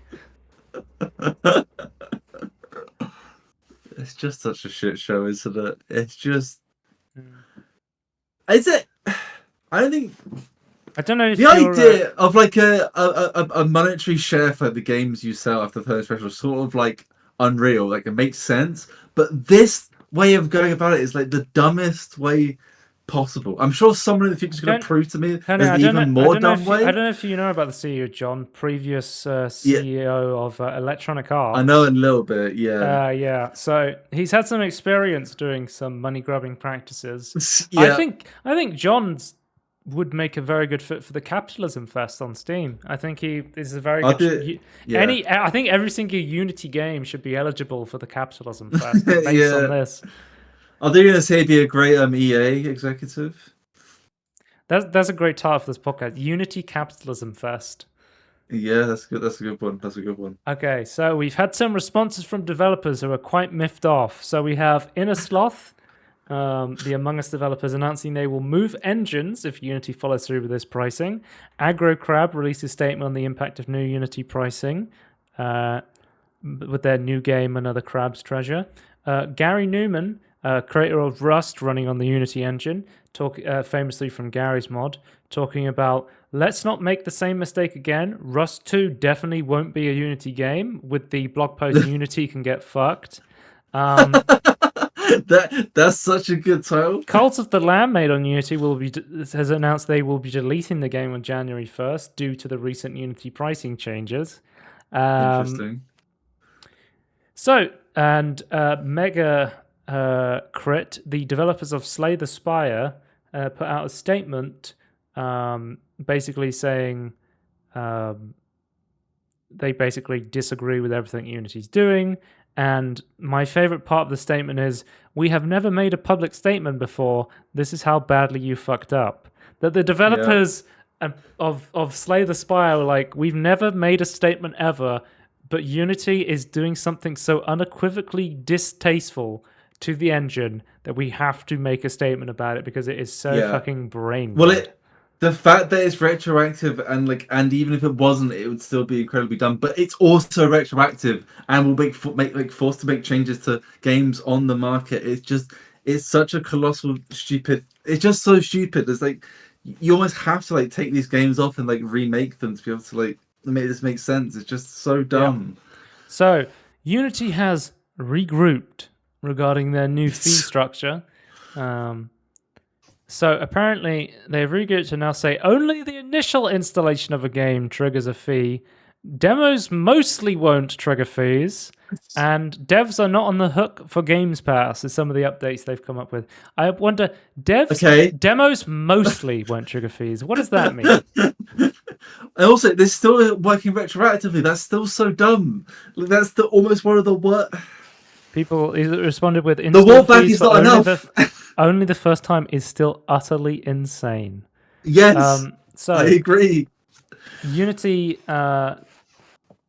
issued a statement clarifying their policy. The price increase is very targeted. In fact, 90% of our customers will not be affected by this change, which is very bad faith to how many. The 10% is fucking 10% of developers is like massive. It's like 90% of Yeah. people on Unity are not making games on there, No, which is like no, exactly. insane. That's so dumb. It's like it's completely ignoring the people who make games. It's like, what are you talking about? Because I don't consider myself okay. Call me stupid here, but I don't consider myself a Unity user Mm. or even a Unity customer. I buy Yep. games with the Unity in it. I'm not a Unity customer. Like you cannot Oh, claim that most people will be so unaffected. That's like the so wrong demographic. so Twitter/X has had lots of updates since Elon took over, and some of them have been like awful. But one of my Yeah. favorite features they've ever added is community notes, because it's possible to put a community note under any Twitter post to stop people spreading misinformation. And the Oh, community yeah. That's note like on one of this post the good is things. Yeah. Unity states that 10% of their customers will be affected, making it sound less bad than it is. As of Gaming Report 2022, Unity has 230,000 developers. That's around 23,000 developers affected by this change. Yeah. Lots of studios have Yeah. already posted statements about moving engines. Also, how many of those developers aren't affected because they no longer exist or they no longer use Unity or like it just Yeah. feels dishonest. But yeah, I guess So, they're talking about like the over 200,000 mark, but it's just still so stupid. ex-Unity employee told that the developers fought against the recent change, Unity changes, more resignations coming this week. Yeah. Unity claims that PlayStation, Xbox, and Nintendo will pay its new runtime fee on behalf of devs, which is a bold move, Cotton. We'll see if it pays off. Yeah. I think they will only do it for certain things. I don't think that makes sense unless they have like vested interest. So I know they get like a certain percentage off the store, but like how much they're gonna give away, like ugh. Imagine I know going it's up only to like imagine two going up to cents per Nintendo and install, going, but "Yo, Miyamoto, you owe us money. yeah. Yo, that Yoshi game. No, it's not Yoshi's. That Yoshi game there is made in Unreal. What games from Nintendo are made in Unity? Or any, yeah, well, any of them in Unity. I don't know actually. Maybe Nintendo just I doesn't feel like use there might Unity. be I feel like there might be one, but I feel like it's not common. But I could be completely Well, wrong. some I've games never that you even can like play on thought about Switch that it. are created in Unity are Return of Obra Dinn, Hollow Knight, Cuphead, Ori and the Blind Forest, and Doom. Oh god. And they Specifically, all this sold so wait, many. this specifically the the version of Doom that runs on the Switch is running in Unity. That is interesting. And Death's I Door. didn't know So that. they're Okay. gonna go, oh, those Unity games. They're out on Switch and people are installing them on the Switch. Yeah, because Nintendo, we need it. those games you read out, like a lot of them sold very well. So like, yeah, they'd be ones they'd have to pay up. Okay, so we've also had an announcement from Unity saying Unity will quietly waive controversial fees if developers switch to its ad monetization service, report says. So Mm. currently in the Yeah, 'cause that's the mobile, other big thing, right? Like free to play games that use Unity. so the biggest user base for Unity right now is mobile games. Yeah. I think like over half the games on mobile are running Unity. But one of the biggest ad studios to add ads to your mobile games is called AppLovin. And basically, this is like an This is like a monopoly attempt from Unity. Be like, hey, use Yeah. our ad service so we can be the monopoly on ads on mobile, so we can make tons Yeah. of money. Which is like the most scumbag thing to do. It's just like I'm not a fan of. I'm not a fan they're being of. forced. I'm not a fan of ads on mobile games, but I also don't No. want a monopoly of ads on mobile games. No. That sounds No. absolutely terrible. And it's forcing. Yeah, I know we're like kind of defending gotcha game developers here, but like they're being forced because like it's based on the number of installs. The whole thing about free games, like you have loads of installs that aren't demos, that are full game, and there's then other stuff that ad based or whatever in the game. It's just like So so apparently, you're forcing them to move. the Unity studios were shut down because there was a death threat against the Unity, and apparently it came from a Unity employee, an ex-Unity employee. It was a social media post by a Unity employee. So it seems like The Right. employees are not very happy about this either. No. Please, everyone, Unity, just leave. That'd be great. Okay. Thank you. This is the most bullshit PR way to start any sentence. We have a post from Unity here going, "We hear you. What's the second? What's the second We part though? Because the bullshit. apologize for the confusion and angst. Oh, the runtime confusion! theme We just policy got is announced on Tuesday. confused about. We are listening. Talk to our team members, community, customers, and partners, and we'll be making changes to the policy. We will share an update in a couple of days. Thank you for your honest and critical feedback." Were you confused? Because I wasn't confused. I was not confused, and I love that they weren't listening before, but they are now. Yeah. The problem is, even if they go back on literally everything, the trust has been completely demolished. It's just so dumb. Not a single new developer is going to be making a game on Unity after this. It is ridiculous what they've done. They have completely destroyed their brand in a span of a week. There's probably games that are too far done to switch now, but even then they might even be looking to see if they can. Well, we talked about this previously on the podcast. I said, hey, Unity's going public. They've got an IPO. They have shareholders now. This is usually when companies start to take a downfall because now that they have shareholders, they have to go, how are we making money? How do we make more money so we can impress our shareholders? I saw a lot of devs say stuff on sort of lines of, why are they doing this now? This obviously this is dumb, but it's it doesn't make sense. The dumbness doesn't make sense. And no, it does make sense if you think about shareholders as the real customers or the real people you're trying to make money for. They want their stock price to go up. Yes, but the CEO knows the stock price is going to go. The CEO knows the stock price is going to go down, which is why he sold his shares based on this bombshell. Yes. I don't know. Is there a word for that? It sort of sounds like insider trading. I don't know if there's a word for that. Anyway. A lot of inside trading goes, especially a lot of inside trading from executive stuff goes completely unpunished or even unrecognized, and it's the dumbest things get recognized for it. And it's okay. Just to point out, the Inbetween podcast does not give legal advice and has never given legal advice or stock advice or monetary advice. No. But next up we have the most based move I've ever seen. Relogic, the developers of Terraria, said, "Yo, we're donating $100,000 to Godot Engine and FNA, two open source engines, and we're also going to be giving an extra $1,000 a month in response to Unity's recent game dev fees." Basically, GigaChad Terraria, Relogic walking in, "Hey, open source engines, yeah, here's some money. Please be a good competitor to Unity, supporting these studios." I think, open source stuff is really good because even one, I don't know if you've heard of the Red Hat Linux debacle this year.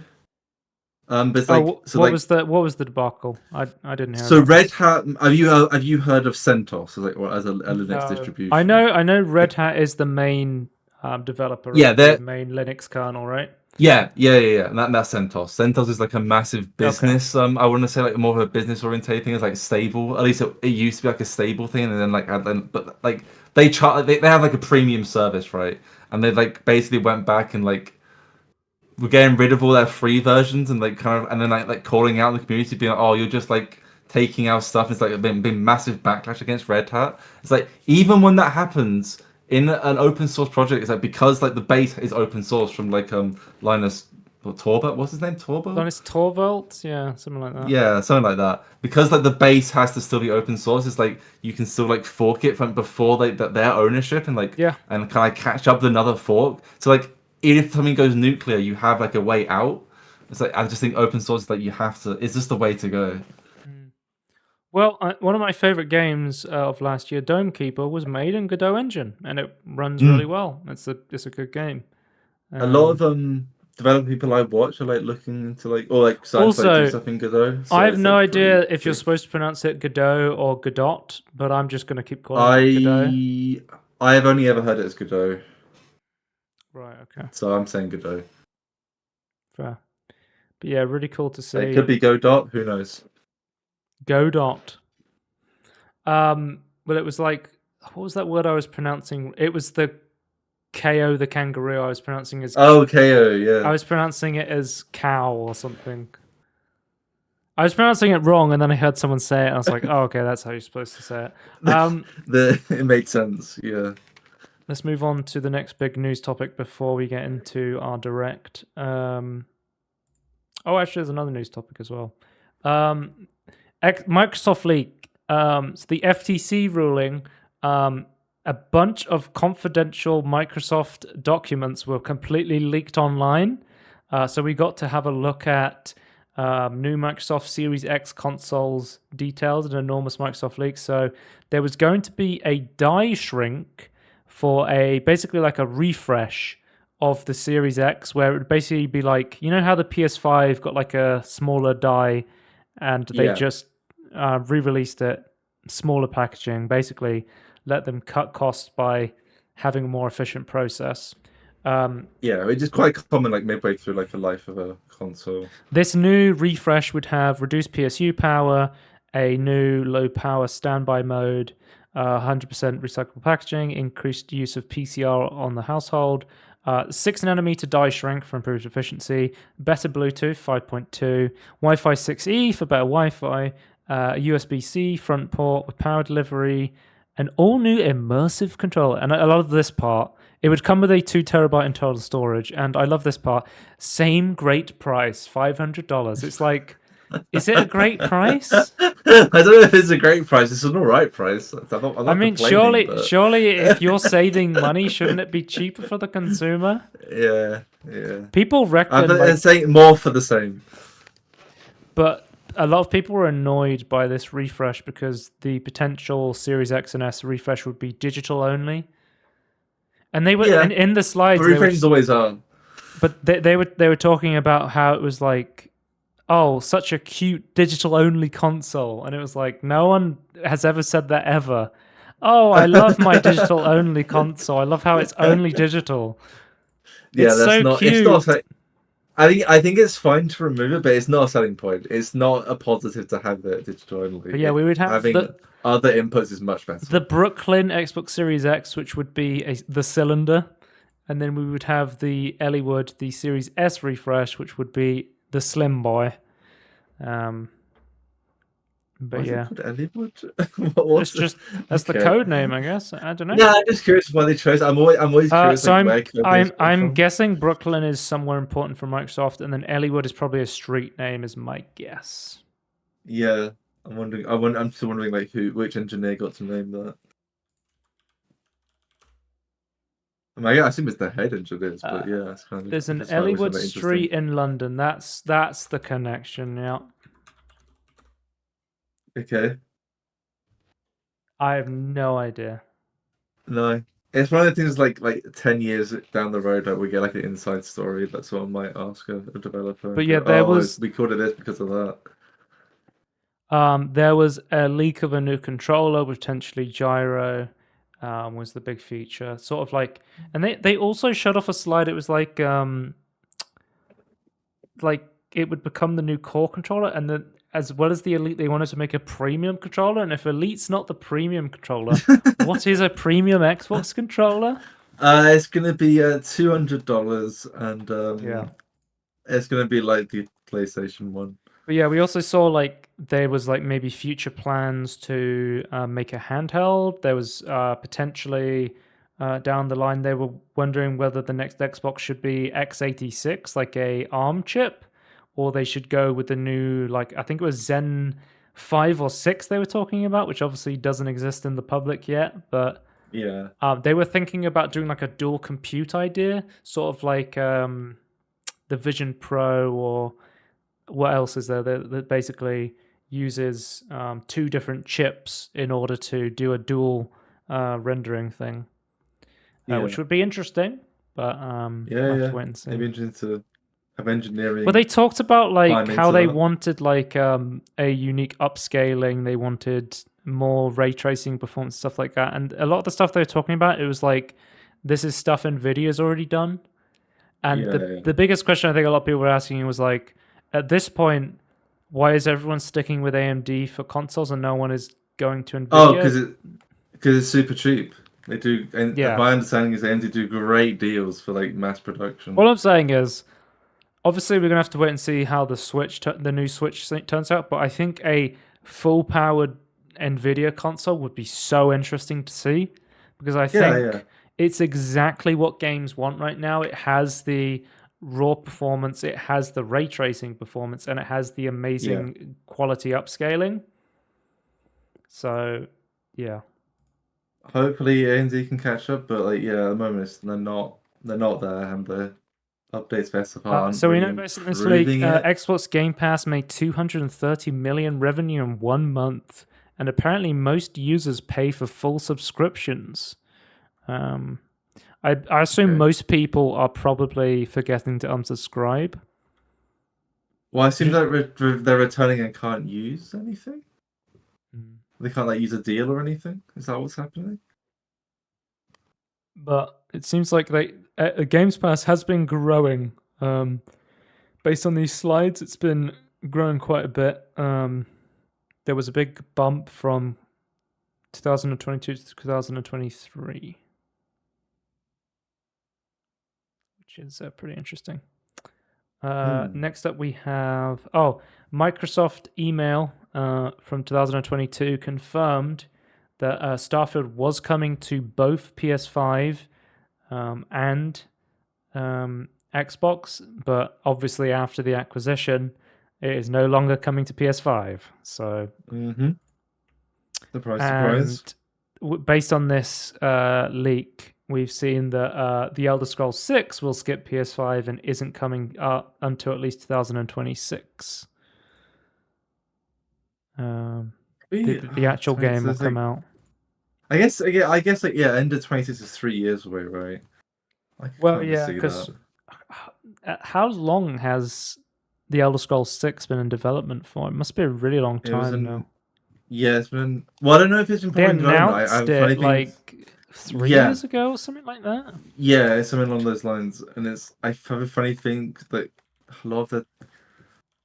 I don't know how they split up their work, so it's kind of difficult to know. The Elder Scrolls 6, and you remember when they showed off that quick, hey, here's the Elder Scrolls 6, here's a teaser. Yeah. That was 2018. So that was 5 years ago. Oh, Jesus Christ, okay. But I don't think it's been in development. I think it's just been like, we're definitely going to do it, but it's like, I don't think I think it's been like pre-development for it, I can imagine. But I feel like until late Starfield, I feel there hasn't been any development on it. Then we also found out that Xbox thought Bethesda was worth 10.5 billion at the time of purchase, but they acquired them for 7.5 billion. They got a steal there. Huge.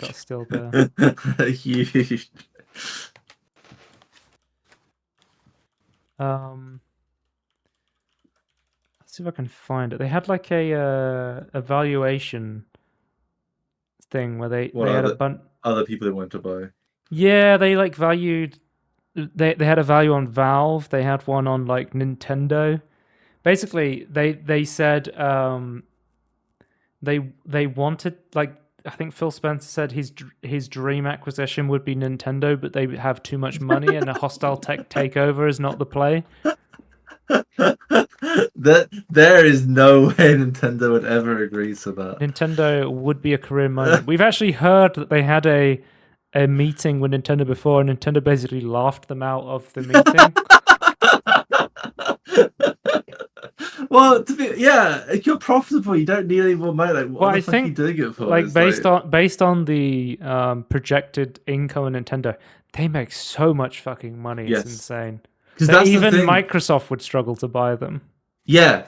Even if like they went lower just because this year only made this much, it's like even that valuation is like still ridiculous for Microsoft. Like Nintendo would be like, that's still not enough money because we can still keep making money because we're still profitable. Whereas like, and then suddenly you buy it, all the profit then go to you instead of everyone else. It's like, we can just keep doing this. Like, we don't need you. We don't need the acquisition. And like, Valve as well is like a weird one. Like, Valve doesn't need the acquisition either. They make I think like tons of money. Valve or Nintendo would be like huge gets for Microsoft, but those are two companies that would never sell because there's no reason for them. Valve is 100% privately owned. They have zero shareholders. They would have to whatever the fuck they want. They have an infinite resource of money. Yes. And then Nintendo, I think it has public sharing, public trading, Yeah, but they have. I think they have majority stock still. I think they have. I think one of those companies with the Do you remember special that voting shares which you story? need control of. Do you remember that story of somebody who was really pissed off? I think he was like really pissed off about Splatoon, so he Oh yeah, crowdfunded yeah, buying enough stocks to get into a Nintendo shareholder meeting and So ask you could questions about complain. Splatoon. Yeah. Yeah. Yeah, interesting stuff coming out from the Microsoft leak. So, yeah, we've also got Bethesda title release schedule. It's important to note this document is from before Microsoft purchased ZeniMax Yeah. Bethesda, so the dates have Yeah, already it's out changed and the there. projects may have been cancelled. But my Yeah. question is, the big ones that I see on here I have questions about. Fallout 3 remaster, potentially in 2024 was planned. That's interesting. Elder That's Scrolls interesting, yeah. Oblivion remaster. Is there any point? I feel like okay, sure. Well, there's a That'd be a third-party massive fuck you to remaster the of it. mod. Yeah. Yeah, there's a mod, and they've already gone out and said if Bethesda remasters Oblivion, we will still continue to finish the Oblivion Yeah. remaster mod. We've already put so much effort into the mod. Sky Oblivion. Yeah. Yeah. My big question for me personally is, I like Fallout 3. I'm a fan. It's one of the few Bethesda titles I enjoy. Yeah. But my big question is, what is Doom Year Zero? And apparently it already has DLC. And we know it's different from Doom Eternal because they talk about Doom Eternal on here as well. So it seems like there is another Doom game in development, which...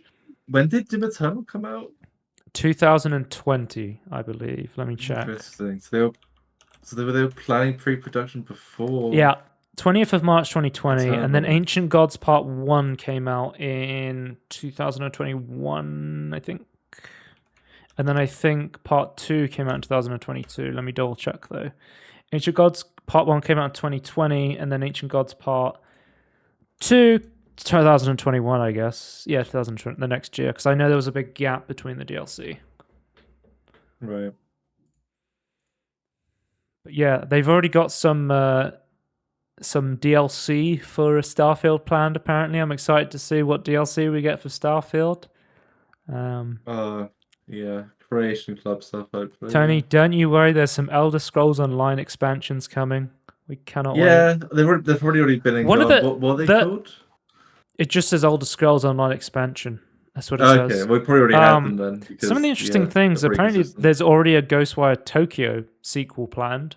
So I thought maybe that game didn't do well enough to get a sequel, but it appears that they have faith in Tango Gameworks. So interesting to see what a sequel will be like. It might be big enough, like the same level of like money going in. I think for me, I'm the most interested in the new Doom game and of course Dishonored 3. A little bit less faith in Arcane after Redfall, but obviously I'm a huge Dishonored fan. So yeah, if it's a single player game, I have more more faith in what they do. Let's say that. Okay, and then apparently Microsoft mistakenly posted the documents themselves. It was actually them fucking up that got these put online. Yeah, wasn't it they blamed someone else up for that first, didn't they? Yeah, so they mistakenly uploaded confidential information on its video game operations to a federal court website, according to a person familiar with the matter, and a post from an FTC employee. The FTC was not responsible for uploading Microsoft's plans for its games and consoles to the court website, the FTC's Director of Public Affairs wrote. So Microsoft fucked up, apparently. Apparently there's terabytes of data that have been leaked, so... yeah.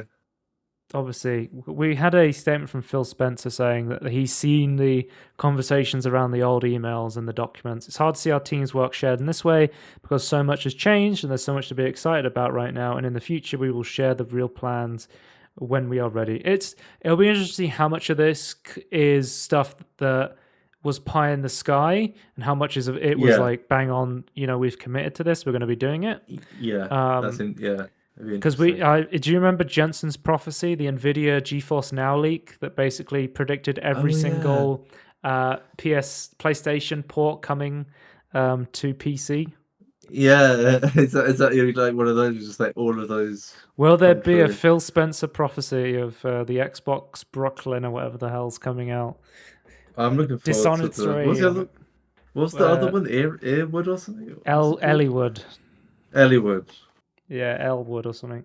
Uh, apparently, Microsoft's Windows chief product officer has left the company. He was around in like Windows 95 days, like he's been around the company for 20 years. OG And sort of the guy. thing that kind of worries me is they're replacing a product manager with a marketing executive. And Oh that is dear. always a bad thing because if Yes. someone understands money but not the product, that's when you get something like Yeah. the Unity situation where you have a bean Yes. counter in charge who's like, how do we destroy the product to make the most money? What do you mean I don't understand our customers?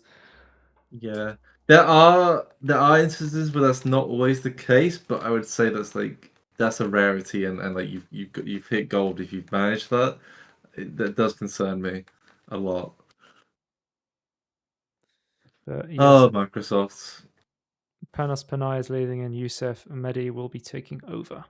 And then finally, apparently Bethesda and Xbox are meeting up with laid off Deep Silver Violation employees. Coalition. Volition employees. So it seems like there may be a buying of a team of devs without having to acquire the company since THQ Nordic let them go. Yeah.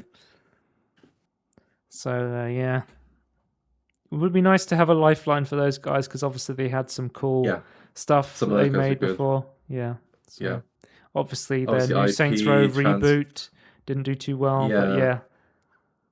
Yeah, I don't New know. IP would be good. So some maybe like not having the IP transfer is actually a good thing.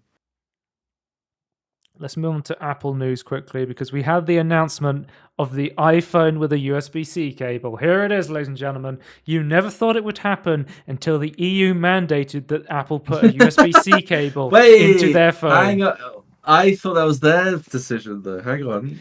What? No, they had a meeting with Mother Nature and they realized that they had to be more economically friendly. It's so funny. So the iPhone 15 will have a USB-C 2 cable, and the Pro version will have a 10 gig USB cable, which is actually like a first in That's phones for some phones. I don't know if there's another one, but it's considered like flagship for sure. yeah.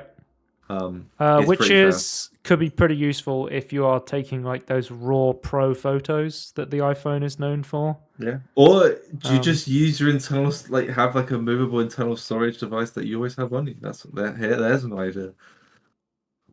Yeah, so both are being powered by the A17 Pro chip, or the A17 chip, and I think there's the Pro for the Pro model, along with so I don't know if you read anything about their gaming stuff, but they said they've completely redesigned the GPU for Apple I saw a little bit of iPhones, it. Yeah. and they basically wanted to make them have upscaling and ray tracing inside an iPhone, which Like would be very interesting to yeah. see. I mean, I Yeah. think like small chiplet designs, like obviously it's a chance, like you can do ray tracing in Doom Eternal on the Steam Deck as possible.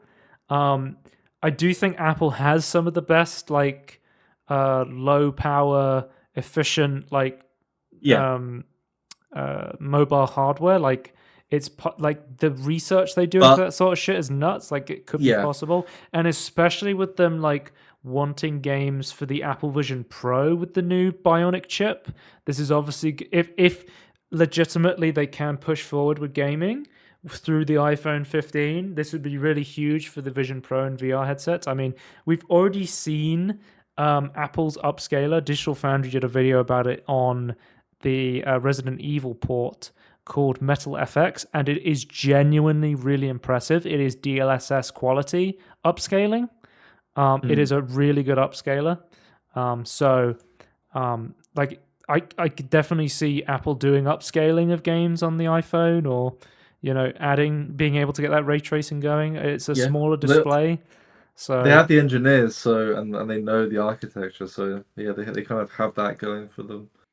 yeah, is there anything else interesting about the iPhone 15 other than better camera, better processor, USB-C cable? Um, I don't think there no, is.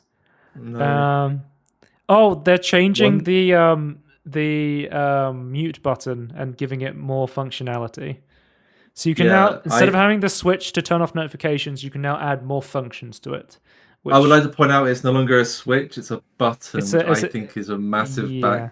That's a problem. I prefer a I love the switch. physical slidey switch on my Yes. iPhone XR. It So is why could they fantastic. not just have a programmable switch? That would make way more I don't sense. know, but Or you know what? A programmable switch that could also be a button. Like I could see that being a thing. so the dynamic island is here to stay. We've got Yeah. another dynamic island I in the think next iPhone I'm. release. I'd rather just have a notch or a forehead, but the island's fine. It's a way of doing it, but it only makes sense for iPhones in my opinion. Yep. I don't know. It's okay. There was also they also showed off a new Apple Watch, which is what was interesting about the Apple Watch. I don't remember. There's a new Apple Watch, guys, and there's a and you The and AirPods have a USB-C cable now. There you the go. Pro. I thought the Pro Watch was like it could get brighter and could get dimmer. Yes, it And had like a there was more 3000 nit power. brightness. That was the Yeah, thing. It's and it like went the down all the way to brightest 1 screen nit. ever. Yeah, it's also the darkest screen ever, as far as I can tell. I don't think anything goes down to 1 nit, When I go which deep is sea great because diving and I want to watch some Star Trek on Netflix, I will pull out yeah. my Apple Watch Ultra 2. And there are some people who wear their watch to bed and it's like they don't want a bright screen, so if they could just like So when turn it comes off, to it'd be great. phones, I'm actually very happy with my iPhone XR. I think it's a good phone. Yeah, The only thing potentially that I could see myself upgrading for would be I do not have 5G functionality, but I do have 5G right. contract. So Yeah, although where I live, I'm never fucking getting 5G anyway. I'm not living in London. So no. I I'm don't actually really. someone I'm actually someone that wants 4G to live on because like I think in my opinion 4G is a great fallback technology that's more efficient. Yeah. Yeah. But I yeah. don't think we should get rid of 4G, even though like the government wants to get rid of 4G, and it's like no, no, no, leave Well, it, the problem with please. 5G is it's super like directional and it can be broken very easily by objects Yeah, being in the way. the millimeter stuff is, but there are more omnidirectional using Mm. older technology, just with the newer protocol. But yeah, the millimeter wave stuff, yeah, is there's Well, no let's go point. on to the gaming news. We've got a Nintendo Direct this week, and the first announcement was Splatoon 3 expansion pass. So side order DLC. So I think Splatoon is mostly multiplayer, but there is single player stuff. But this DLC for Splatoon 3 will specifically be a single player DLC. And Oh, we okay. did. Oh, we'll talk about it in a minute. I'll talk about the F-Zero stuff because that was announced as well. Because When I've was been that playing that, Nintendo and you portal? briefly played that as well when I Yes, I showed have you. some experience with it. It's a I get getting. I would say now, like I feel like almost I have to get used to like drifting and like turning in like every car game I play. Like every to Right. me, I don't know if it's just a me problem, but like to me, like All every I'm car game saying is slightly is, different. I never played Mario Kart, and then I was playing Mario Kart a couple of weeks ago with some friends, and I was destroying everyone. I was so good. So maybe I'm Yeah. just naturally talented. I'm Who just are a you playing good. against? Your nieces. No, I was playing against Okay. I was playing against our friends. Yeah. I said the other room. Okay. um, Okay. you But just understand game mechanics. I think I'm like good at like kart racing and arcade racing. Yeah. But if it comes to Yeah. sim racing, I fall off a cliff. I can't do sim racing. I Uh, need like that really I lenient arcade handling, and then I can do right. very well. I I love I feel drifting like and I could. shit, like Yeah, I unrealistic like drifting as drifting. well. But I also like I feel like I can get behind the simulation stuff, but I just feel like I'm a little bit slow. But like I stuff like kind of have to start from scratch for every Well, game, but I can let's eventually talk get about it. Mario Kart later because we've got some Mario Kart True. news later. But the Yeah, Splatoon let's single do player that. DLC will be coming spring 2024. I think it's part of the expansion pass. Yeah, it's part of the I always expansion find this. pass for Nintendo Switch Online, which I have because my sister was like, "I'm going to buy a year of Nintendo Switch Online Family Pass," and I'm like, Oh god. "Well, I guess I can play F-Zero 99. Oh, my Switch is invisible. I should get my Steam Deck actually and show them next to each other to show you how fucking huge the Steam Deck is. Yeah. I think Splatoon is one of those games like I think it's like a really cool idea, but it's like there's not enough. Is there any single player content in like one? There might be a little bit. I can't. I honestly can't remember. But it's like I'm not a multiplayer guy, so it's like to me, it's like Splatoon single player stuff is interesting to me. That's what I'm trying to say. It looks. I was gonna say a it kind of like game in my life. I have no idea. But did you not? I was getting like if Nintendo did Portal vibes from that trailer. Like, were you getting that? There was some weird like robotic stuff. Like, there's like, yeah. But like Japanese robotic stuff. Oh, I do not. Okay, so Oh, what you won in C-17?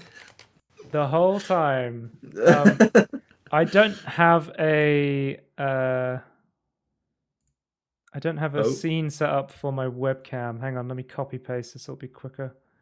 A full cam scene. So, hello. I think I have my sources here.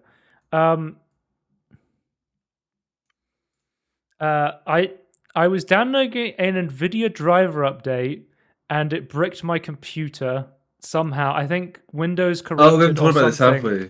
And yeah, I downloaded a video update, and then I turned on my computer again, and I couldn't use any peripheral plugged in on my computer. I was like, what the fuck's going on? And then as I was like force resetting it so I could try and get it to power cycle and try and fix the problem, because I couldn't do anything because I couldn't use a mouse or keyboard. I tried several, they wouldn't work. As I was doing that, Windows was like, I'm about to install a Windows update. So I had an NVIDIA driver, a Windows update, and then I'm like, okay, what the fuck is going on?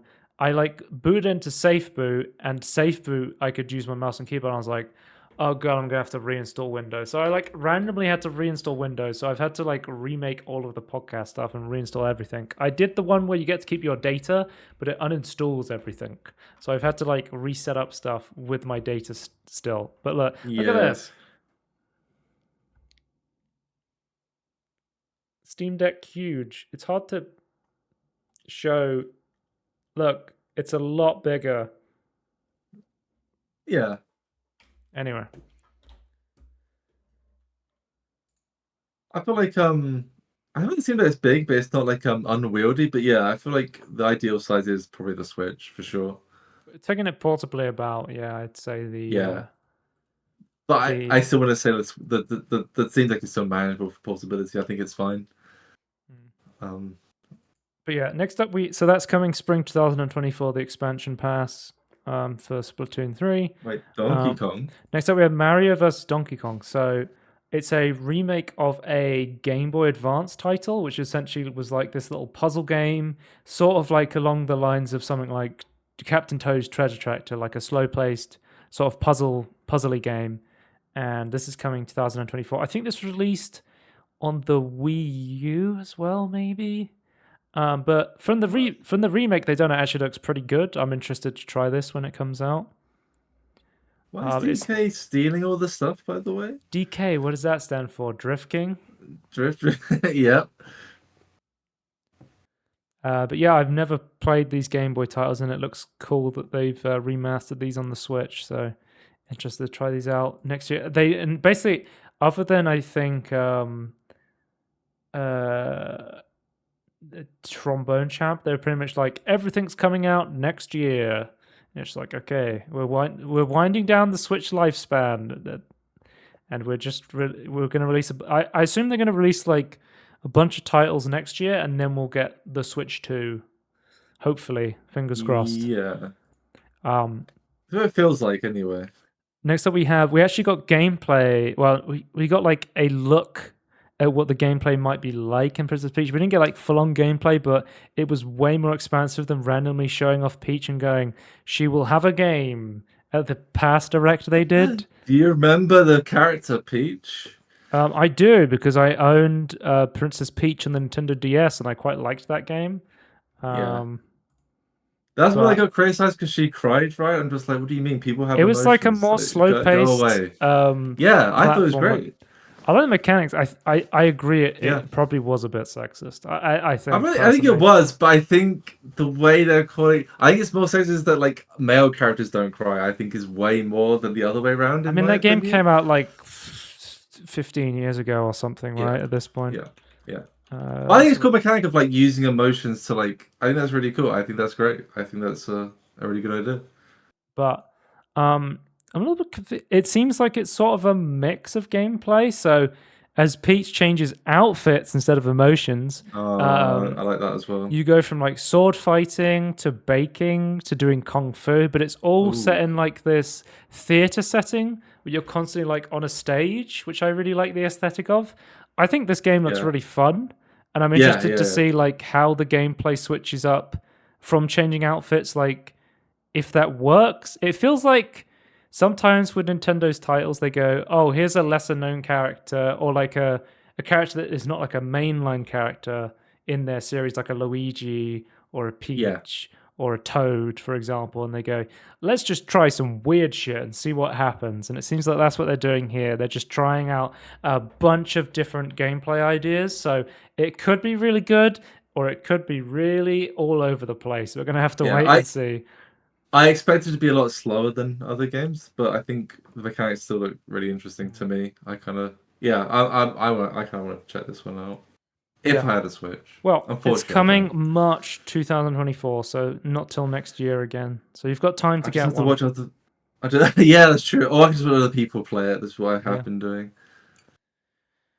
Next up, we have a pretty huge announcement, in my opinion. Tomb Raiders 1 to 3 are being remastered. Yeah, this is definitely huge. Yeah, So, and don't 100%. worry. So, immediately, one of my friends said, the triangles are not the same. Oh, the triangle boobs. Yeah, they're not the same. And I said, don't worry. So they're taking that idea of the Master Chief Collection where you can just quickly switch between the two styles, and they're having it like a dedicated button you can just switch between, which I love it when remastered games do that. That's always really cool. If you're not doing like a full you're not doing like a full remake and just doing a remaster, I think I think that's the perfect way of doing it. Like let them see between the old and the new. Let them Can I just say though, I want to say now before we get too much into it, is like I wasn't expecting to look so good like remastered. Like it genuinely looks really good still remastered. The best way I've seen described of the model, the new Lara model, is that it's exactly how Lara Croft looked on the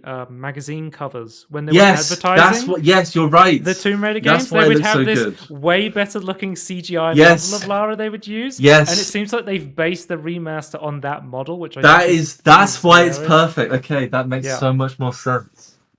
So this is being developed by Aspyr Media, who had their KOTOR remake cancelled, and then their KOTOR... It was moved to a different studio. And their KOTOR 2 port from the Switch had its restored content DLC cancelled. We've seen like Aspyr's parent company, Embracer, is going through like a massive cutting of and shake up because they basically made a deal for like $2 billion with a studio that completely fell through. They were growing too fast and they're like, shit, we've got no capital now, we need to cut a bunch of staff and developers, which is always awful to see. But and some projects got moved that was meant to be for other projects or other teams, and it's like, oh, that sucks so much because they probably although this looks really fucking awesome, it's coming out the start of next year. I'm worried that this could be cancelled is my big fear. That they could just go, oh shit, we've not got enough money to finish the Tomb Raider remaster. Let's cut it. And or we get like a half-baked version, like rush out what they have got. There's been rumors of Tomb Raider remasters for such a long time. No, Joe, they're saved. The pre-orders are open now. That's how they're going to get their capital. Oh well, if you pre-order it, guys, they definitely you can save the company if you just open your wallet. So I saw this at the Nintendo Direct. I went, "Ooh, is it a Switch exclusive?" And no, I've spotted a PSN pre-order, and it now has a Steam page as well. So it's multi-platform. Oh, nice! Excellent. Which is really awesome to see. That's like this seems to keep happening with like, and it's a good price as well, Tony. Yeah. You get a remaster of the first 3 Tomb Raider games for £20, which I think is like a perfect price for that. Oh, wait, for Valentine's. Oh my god, huge. It's coming out on Valentine's Day for all those lovers of Lara Croft and triangles. Doing this thing that, like, Nintendo keep announcing or on their direct like announced games that are like not exclusive, but like it's the Yeah. first time you see it on theirs. It's like kind of interesting. Then next up we have, guys, Trombone Champ is now Oh, available on the Nintendo Switch. And guys, I don't this want one's to toot huge. my own trombone, but Oh, as okay. somebody who was testing out playing Trombone Champ with gyro controls on the Steam Deck, I'm not going to say I told you, but Trombone Champ on the Switch is using gyro controls. Who would have known that gyro controls That's Trombone huge. Champ would be such a good experience? Considering that like the Switch is so like waggle-tastic. Well, not entirely waggle-tastic, but like it has like waggle-tastic like theming. Like I feel like it's You almost can perfect even for it use to like the have the IR fun motion camera experience. on the side and like try Oh and push my it in god, to that now modulate the wave that's frequency, which I look at that and I go, that's gonna be fucking awful. but it's so funny. Like I think it's just like Yeah. such a nice gimmick. I think that's great. And this mode, okay, so I have not seen an announcement about some PC, but the Switch version is confirmed to have a 4-player local co-op mode. If they were able to add this to Oh the my god. PC version, that would Oh, make me very happy. what if someone who's really good at the game has the handicap of having to use like push the modulation with the hand, and everyone else gets to use the gyros? So my experience with Trombone Champ on console controls was I was using it on the Steam Deck, and then I was using gyro controls because Trombone Champ on PC, at least the last time I checked and played it, has no key controller support. It was basically Right. emulating gyro as mouse, and Yeah. you couldn't navigate the menus with a controller at all. Um, so yeah, I'd be interested to see. I'm because I haven't seen an update on the Steam page. I'm really hoping that now that this update is out, that they take this new stuff from the Switch version and they add it to the Steam version. But I have to wait and see whether that's going to come true. Because we, My fingers are crossed. That'd be great if they could. That'd be nice. What? Hmm.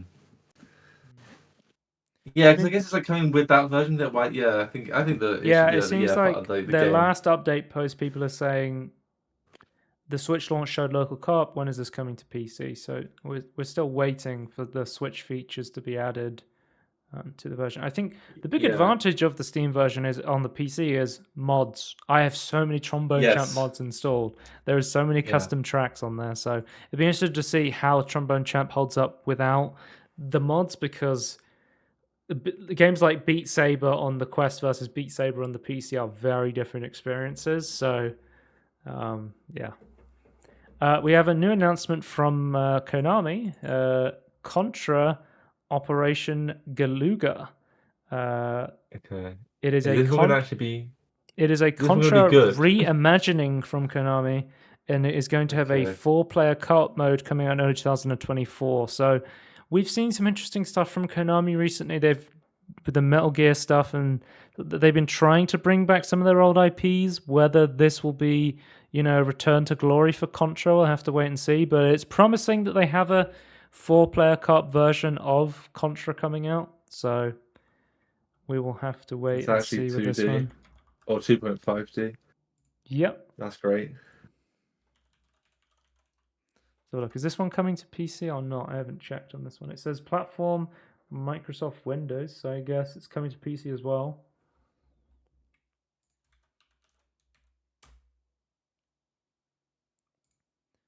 It has a Steam page. Yep, it's coming to PC as well. Okay. Thank Um, God. So yeah, awesome. Way Forward is the developer of this one, who have also done DuckTales Remastered, Goosebumps Ah. the game. What the fuck is Goosebumps the game? I've never seen this Goosebumps the before. game. What? They made Is that they a made the game Halloween play? lit. Lit. It's fucking lit, bro. Lit. Okay. Scooby Doo and the Looney Tunes Cartoon Universe Adventure. Okay, log in, dude. These Oh, guys have and done a lot guys, of they lit stuff. also made Shantae's Pirate Queen Quest and Shantae Friends Oh 2. yeah, yeah. Shanty's Pirate So they Quest. Yeah. have experience with some 2D platforming stuff already there. So hopefully this is a interesting one. Next up we have Luigi's Mansion 2 HD. Nintendo's like grabbing all of their old catalog. It's like, let's re-release it on the Switch. We're gonna wind down. We'll release the Switch 2, and then we'll re-release it on the Switch 2 from the Switch, and we'll get you to buy it Wait, the end again. of life? At the end of life of the Switch 2 or at the start of the Switch 2? So I think The end of life of the re-release Switch it. 1, they will re-release it. Okay. When the But Switch then 2 immediately launches, re-release they on will Switch immediately 2. re-release. I think at this Right. point they can't not let you carry over your catalog of games from the Switch 1. It's Uh, like, okay, so part of me goes, I'd protest, yeah. part of me goes, that's impossible. Like at this point, you cannot do that. And then I go, Yeah. but it is, but it is Nintendo. It is Nintendo. I would not be surprised. I hope they don't, but I would not be surprised. Yeah, Luigi's Mansion 2, I believe, GameCube game. I'm fairly sure. I never owned a GameCube. I want to say so, yeah. Coming summer 2024, I thought and there was an interesting gameplay. we'll Again, that have more a slow pace. 4-player online mode as well. So interesting to see. I started Luigi's Mansion, the GameCube one, very briefly, just testing out my Steam Deck, I think it was, and I was very confused on how it controlled. Right. Yeah, But I maybe I'll don't know give it much about the another go. controls. Next up, we have F-Zero 99. So me and you have both. I've played this a bit, and then you briefly played this. Yeah, I played for like a couple of minutes. So again, I did a lap. I have through Family Pass proxy. I have access to the expansion pass of Nintendo Switch Online. So I was like, you know what, fuck it. I like the look of F-Zero. I love Mute City, banger Yeah. song. Let's try F-Zero 99. I've been playing it a lot, and holy shit, is it chaotic. When you have 99 people Yes. on one big fucking F-Zero track, it's nuts. I was just playing the tutorial with like a 19 AI, and it was just like, even that was insane. Because like you hit everything, right? Yeah. So if you hit, so the way it works is you have one bar, and the one bar is your boost, your health. yeah. And I also, completely misused. Yeah. You have a spin attack on a cooldown, and if you spin attack someone, that attacks and damages their energy bar. So you have hitting the side of the track damages your energy. And if you run out of energy, basically somebody can come up and KO you and destroy your car, and you're completely out of the race, which is how it works. And then there's also for the people in the back as a catch-up mechanic, they have these like NPC cars that drop golden pellets, and if you collect enough of these, you can basically power like a road in the sky that lets you try and catch up. So they try and like help the people at the back to try and catch up, but it is very chaotic. I think that's very cool for two reasons. Like one, like you have to like collect the coins, and then you have to like kind of like be on the track and like pay attention when you land. I think it's like it doesn't like completely remove skills. It's like kind of like a nice middle ground mechanic. This is the first F-Zero game I've ever played, and it's the first one of these Nintendo 99 games I've ever played. I have Pac-Man 99 and Tetris 99 installed on here, but I've not played them yet.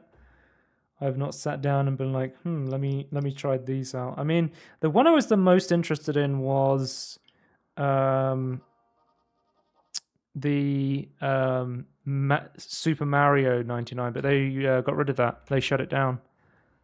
They decided they didn't want to carry it on. So, if you have Nintendo Switch Online and you're interested in these, I'd recommend playing it now while it's popular and before Nintendo goes, we can't be bothered with this. We're just going to completely destroy that. It's a shame it's like a self-host thing again. Like just let it survive. I guess there's a battle royale going on 99 games, and the next one that comes out will push another one out, and then they can release another 99 game. But it's nice to see like actual value add for having a Nintendo Switch Online subscription. I mean, other than them forcing you to have cloud saves on the Switch Online, which is fucking insane. So dumb.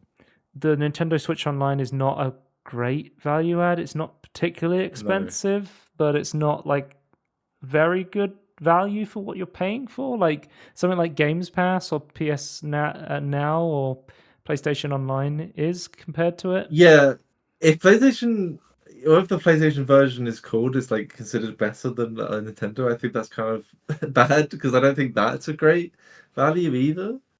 It depends Yeah. what you want out of it, I think. I've been playing this. It's pretty fun. You can unlock cosmetics by winning races. Like a certain amount of people go through and get XP, and then you have like rivals in the race. So there will be like randomly set people around your skill level, and if you beat them, you go up a rank, and if you lose them, you go down. So it's like there's sort of like a ranked elo system in this as well, which is pretty interesting. Mm. To try and match people up better.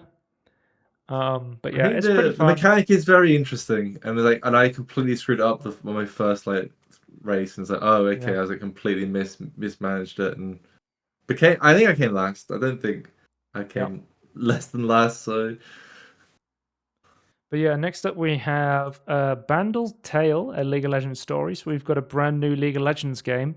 And as someone who's played League before, this is all about Yordles. So Yordles are creatures in League of Legends that are basically like little cheery woodland creatures like furries. There's like Teemo and furries.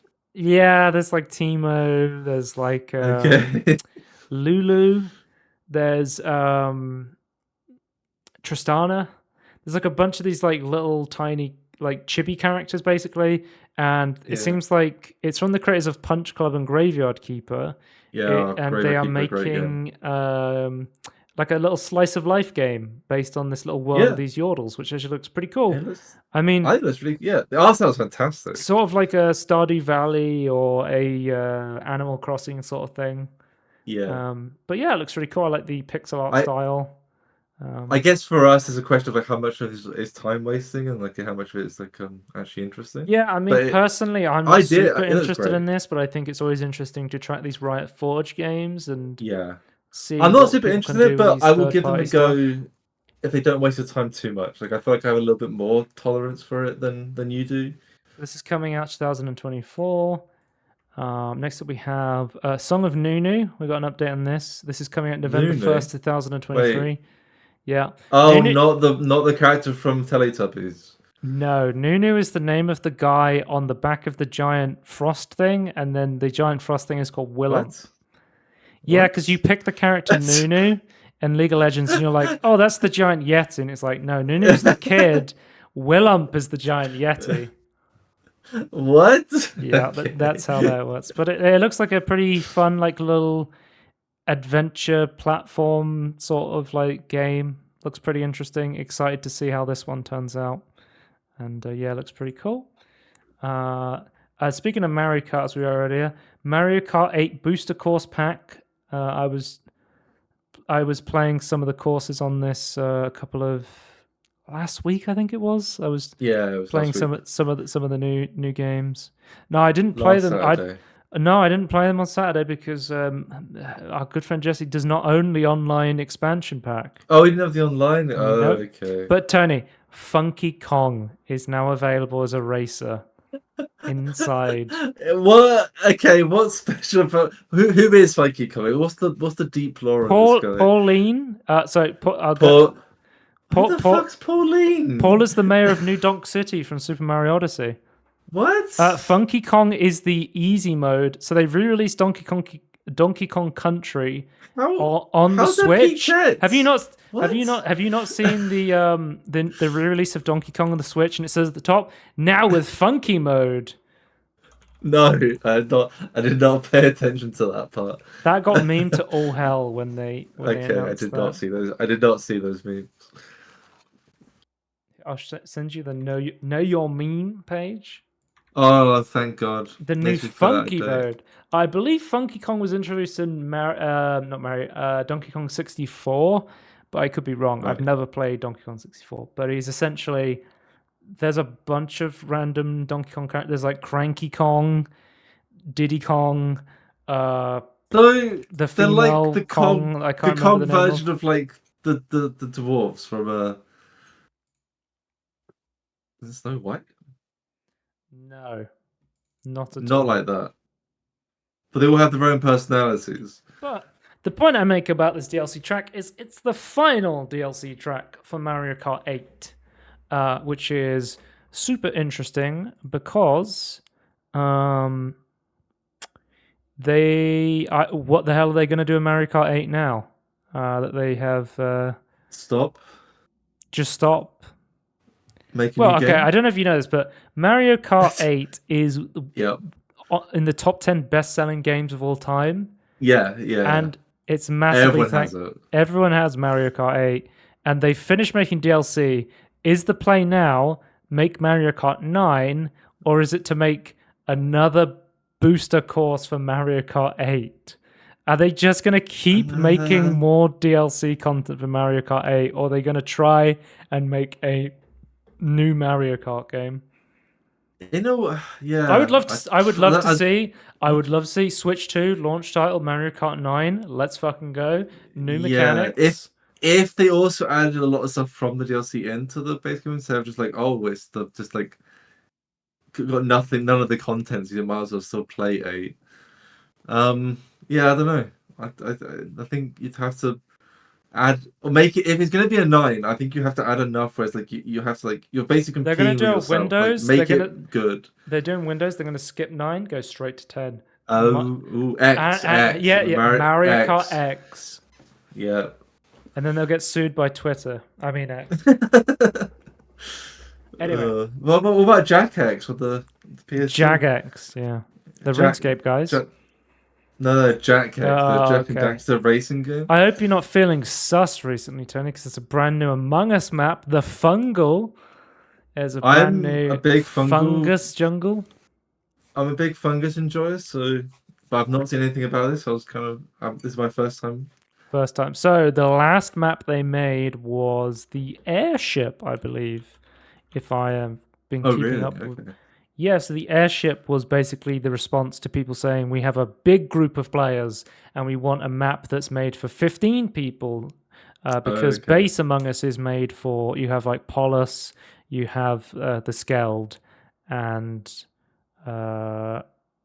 you have Mirror, which are like the 10-player maps. And then the airship was like, let's do a Henry Stickmin thing, and then let's also make a big 15 map. And as someone who's played on airships, like that map's fucking huge. I'm always getting lost.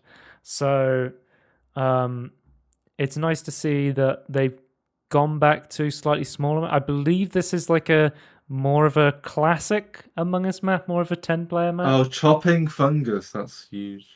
Marshmallows. Yeah, this is coming next month. This will be coming out. It looks good. They've Yeah. just added. So the Among Us VR actually launched with one map. They had the Skeld, which is like the iconic Among Us map. But they've just added Polus, the lava map. So interesting to see how long it takes for the VR version to catch up with this version. Will we be getting Mirror next? Will we be getting the airship? Will we be getting the fungal as a cross promotion? We'll have to wait and see. But yeah, this looks pretty Fungus. interesting. Yeah. Then the last big announcement of Nintendo Switch Direct was Paper Mario: The Thousand Year Door. The GameCube title is getting a remaster for the Switch coming 2024. It really is the age of the remaster, isn't it? Yeah, let's re-release everything on the Switch. This game was already pretty good looking on the GameCube from what I've seen. Yeah. It I think it still holds up the original, but I guess it's like even higher. It's good that you have access to it on a newer system, a portable system. Yes. Yes. But I don't know if this game really needed a remake. And it's also the second game in the Paper Mario story, because there is Yeah, it's not there's the first, right? first Paper Mario game, which I don't know what Yeah. it's called because I don't play Paper I've never Mario. seen any content on the first one. Was it not as good as the second one? No, I think people really like the games. I think. Okay. I think Thousand Year Doors is considered to be probably one of the best ones from what I understand. Right. I think So they're just starting with a known good one. I think the first one was just called Paper Mario for the Yeah. what was this on the Nintendo 64? Because I personally always wanted to play Super Paper Mario on the Wii, because that one was less an RPG and more of like a weird platforming puzzle game. Right, yes. But instead, 'cause I've told this story before. I found out that we were getting a Wii for Christmas, and I could pick one game to have on it. And I went for the choice of Super Mario Galaxy instead, which is a Yes. phenomenal game, which is probably Yes. the right choice. I don't know. I don't I know wouldn't much say about it's the right Super choice. Mario, but Super Mario Galaxy Yeah, is an amazing game. I also, yeah, that's the thing. Is like I know Someone who's the played Super it, Galaxy is so as someone good, who's but played through it twice and played through it recently, it holds up. It is pretty good. But yeah, this is a big announcement. It's cool to see. Let's move on to the PlayStation State of Play. It started with baby steps. Like, they literally started the entire State of Play with the trailer for the new Bennett Foddy game, Baby Steps, from the creators of Co-op and Ape Out. Yeah. Gabe Kuzo or whatever. They are making another climbing game with weird controls. With a story. Yeah, it looks pretty interesting. I'm actually interested in this. So They actually do show like a lot of gameplay of like trying to climb up a hill in the trailer, which I think is interesting. Yeah. It's like he tries one way and then he falls down. He tries another, he falls down. He's like, wait, I can climb up these things. What if I try getting up this way? It's definitely a Strand-like game.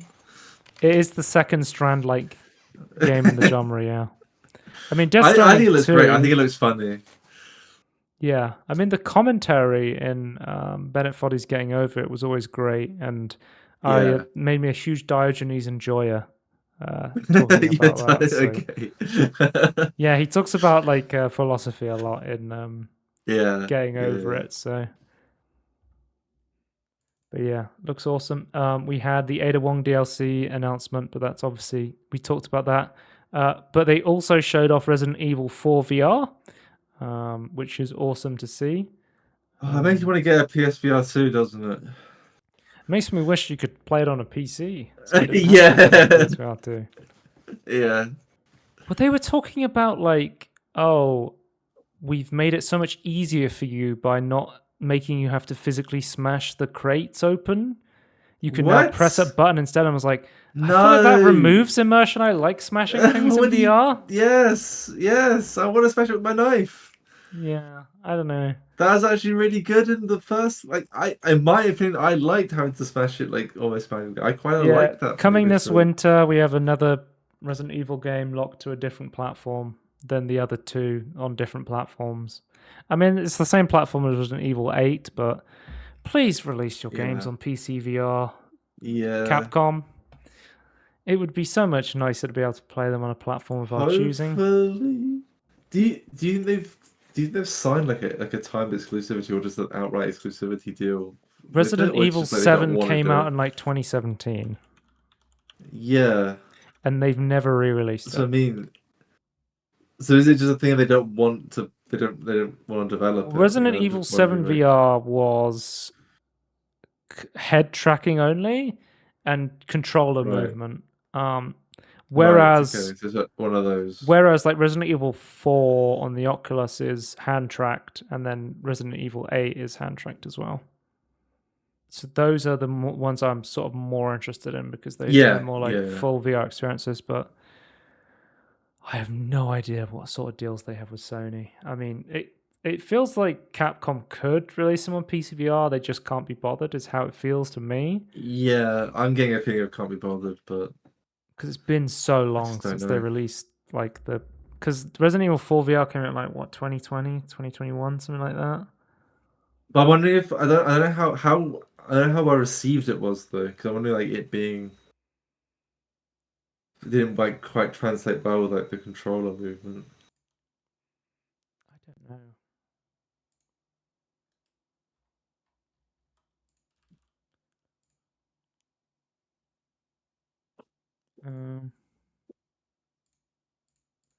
I'll just check in when the Quest version came out. October 2021. Yeah, 2021. Anyway, next up we have Avatar's Frontiers of Pandora. And I gotta say again, this Ubisoft first-person Far Cry-looking Avatar game looks really impressive. Because like the only thing Um, going for Avatar is like the colorful world, right? Like, the characters are non-existent, so yeah, I mean, it's kind of nice to see more of the world. I'm not really a big fan of the Avatar franchise. I gotta be honest with you. I've seen the first movie and I Okay, turned the second movie off after about like fair. half an hour because I saw the runtime and I was like, "Fuck this shit." Yeah, Um, I still want to watch it, but like I kind just well, like Tony, just use your watch Disney beautiful Plus stuff and just turn my brain off. subscription. Oh, with ads. Ooh, wait, Disney Plus doesn't have ads, does it? Well, apparently, going back to the Amazon like thing, that they're referencing Disney Plus with ads. So I don't know. Okay. No idea. But Don't I have think Disney the Plus. environments of this game look amazing. Yes. And I think like because this is captured on a PS5, this is obviously running with I think FSR 2. We know that the PC version will have DLSS as well, and I think even frame generation as well. Oh, So really? Okay. yeah, Interesting. interesting to see. I can double Yeah. check that. Uh, Oh, imagine this in Frontiers VR. of Pandora DLSS 3. Yeah, FSR 3 is confirmed and NVIDIA DLSS. I feel like, oh yeah, I just feel like even if it's like mechanically not great, I feel like I could still just like look around. It'd just be kind of fun. Kind of how I treat a lot of the newer Assassin's Creed stuff as well. It's like, I don't really care for the RPG mechanics, but I kind of want to experience like the realized worlds, like the ancient worlds. Doesn't it just says DLSS? It doesn't say whether it's frame generation as What? well. Which So version? it just says DLSS. Okay. We'll have to wait and see. I mean, this is an AMD sponsored title, I believe, so we'll have to wait and see. Yeah. It looks really impressive. Yeah. Nice that we It looks good. got a trailer for the part 2 of Final Fantasy, and all I've got to say is Cloud on a Segway. Yeah, that for like half a second we saw Cloud saying win. That's the That's biggest the image. takeaway. Everyone was like, "What the fuck? Cloud on a Segway? This has changed everything." It seems like they are doing like they're making it way more expansive on the Yes. from the actual like original game. I mean, I never played Final Fantasy VII, but from what people are saying, it seems like they've gone far and beyond. Yeah. Especially considering now the it will be a PS5 exclusive, meaning that they've cut support for the PS4, meaning they can go way more expansive with Yeah, the they got graphics. wild. Yeah. It's coming out February 29th, 2024. Seems like a lot of shit's coming out like January, February next year. Like a lot of stuff is stacked for that. But yeah, what do you think of this? I'm assuming that Um, we'll be there's getting. furries in this game. I'm just a I'm bit concerned. assuming Sorry. we're in the next. We're getting this in like Cloud and a Segway. We'll be getting like Final Fantasy 16 PC port, and then this will come out, and then maybe like a year later after that, we'll get a PC I port of Part 2. I have a question. Yeah. Matt, put yourself in the shoes of someone putting together this trailer. Did you expect the internet to go wild with the Segway clip? Yeah, you just never seen Cloud on a Segway. I think it was bound to make people go crazy. They put it in the trailer. Like, it's literally a scene with he's only riding a Segway. Think about Carby or Mario turning into an elephant. Like there's just stuff where you go, what the fuck? But it's Cloud and Segway at that level, though. Like, I feel Yeah, like it's Cloud on a not. Segway is like Elephant Okay. Mario or Carby level. Okay. Like, if Cloud turned into a chocobo, I'd be like, oh, what the fuck? But on a Segway, really? Yeah. Then I wrote down Spider-Man 2 still looks good, and Still, yeah. Ghost Runner 2 still looks good, so we don't need to look at the trailers for those. We had Tokyo Game Show as well in Japan, and we had an announcement for Apollo Justice: The Ace Attorney trilogy, releasing on the 25th of January 2024. This will have all the DLCs from those games. So we already have one Ace Attorney trilogy, and it seems like they're releasing another one of some other Ace Attorney games. And I cannot tell you anything about these because I have never played an Ace Attorney game. But I always like the meme where they're like, objection! Yeah. It's iconic. But yeah, looks Yeah, cool. I'd play these. Start next year, we'll have all the DLC. Cool to see. Yeah. Next up, we have Hotel Barcelona launch trailer was shown off. This is from the creators of No More Heroes and Deadly Premonition. Swervy65 and Suda51 have come together to create a horror game where it's a hotel of serial killers from all over the US, and you are like a journalist or something where you have to basically escape and kill all these serial killers before they kill you in like a what looks like a roguelike game. They don't get too specific, but it says about a death loop that you keep going through. So it looks like some sort of action roguelite, and it seems you will be progressing through fighting these like serial killer bosses. I don't know. Suda51 and previous deaths count. I mean, it's all there. I don't know. Apparently, it might be published by Devolver Digital as well, which I could obviously very much see. This is right up their alley. Yeah. We just got this trailer and some like vague announcements, but other than that, it's tough to tell what's exactly going on. It looks like it's probably going to be able to run a Switch based on the trailer as well. I think they're going to go based on the fact, No More Heroes is a big Switch title. Yeah. I'm assuming it's a Japanese dev. They're going to be trying to target Japanese hardware. 2024. Watch this space. Hotel Barcelona. And then finally, we have Party Animals is getting an IP collaboration. The Ori characters are being added as skins for the characters. So you have Ori, and I have no idea what this character is called. The furry guy from Ori. I don't know. I know Ori because Ori's on the front cover, but you never. The thing with Ori is there's not much dialogue. It's more just action. But yeah, it's cool to see that they're like supporting the new Party Animals game. Looks interesting. Looks like it could be some fun couch co-op stuff. But yeah, those were the big announcements from Tokyo Game Show, Nintendo Direct, and PlayStation State of Play. I think Nintendo had the most interesting ones, and then PlayStation was some short ones, and then Tokyo Game Shows had a couple that were interesting. But yeah, that's all the news for this week. There's been a lot, and we will move on to the Peter Molyneux tweet, if I have one ready. Let's have a look. The Party Molyneux tweet, is this like... He has not posted one. I'm afraid I cannot give you a new Peter Molyneux tweet. He has not updated us. What if he made one up? Imagine a world full of baked beans. Wouldn't that be great? Innovative big bean technology. Imagine it full rate path trace technology. Check us out and Everything In Between podcast at Everything In Between podcast, and youtube.com is our handle. Twitch.tv/Scorn if you want to watch live. At Scorn2000 on Twitter if you want to follow me there for some reason. Shows.cast.com/everything-in-between-podcast.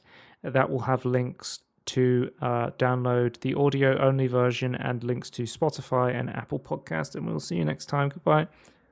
Bye.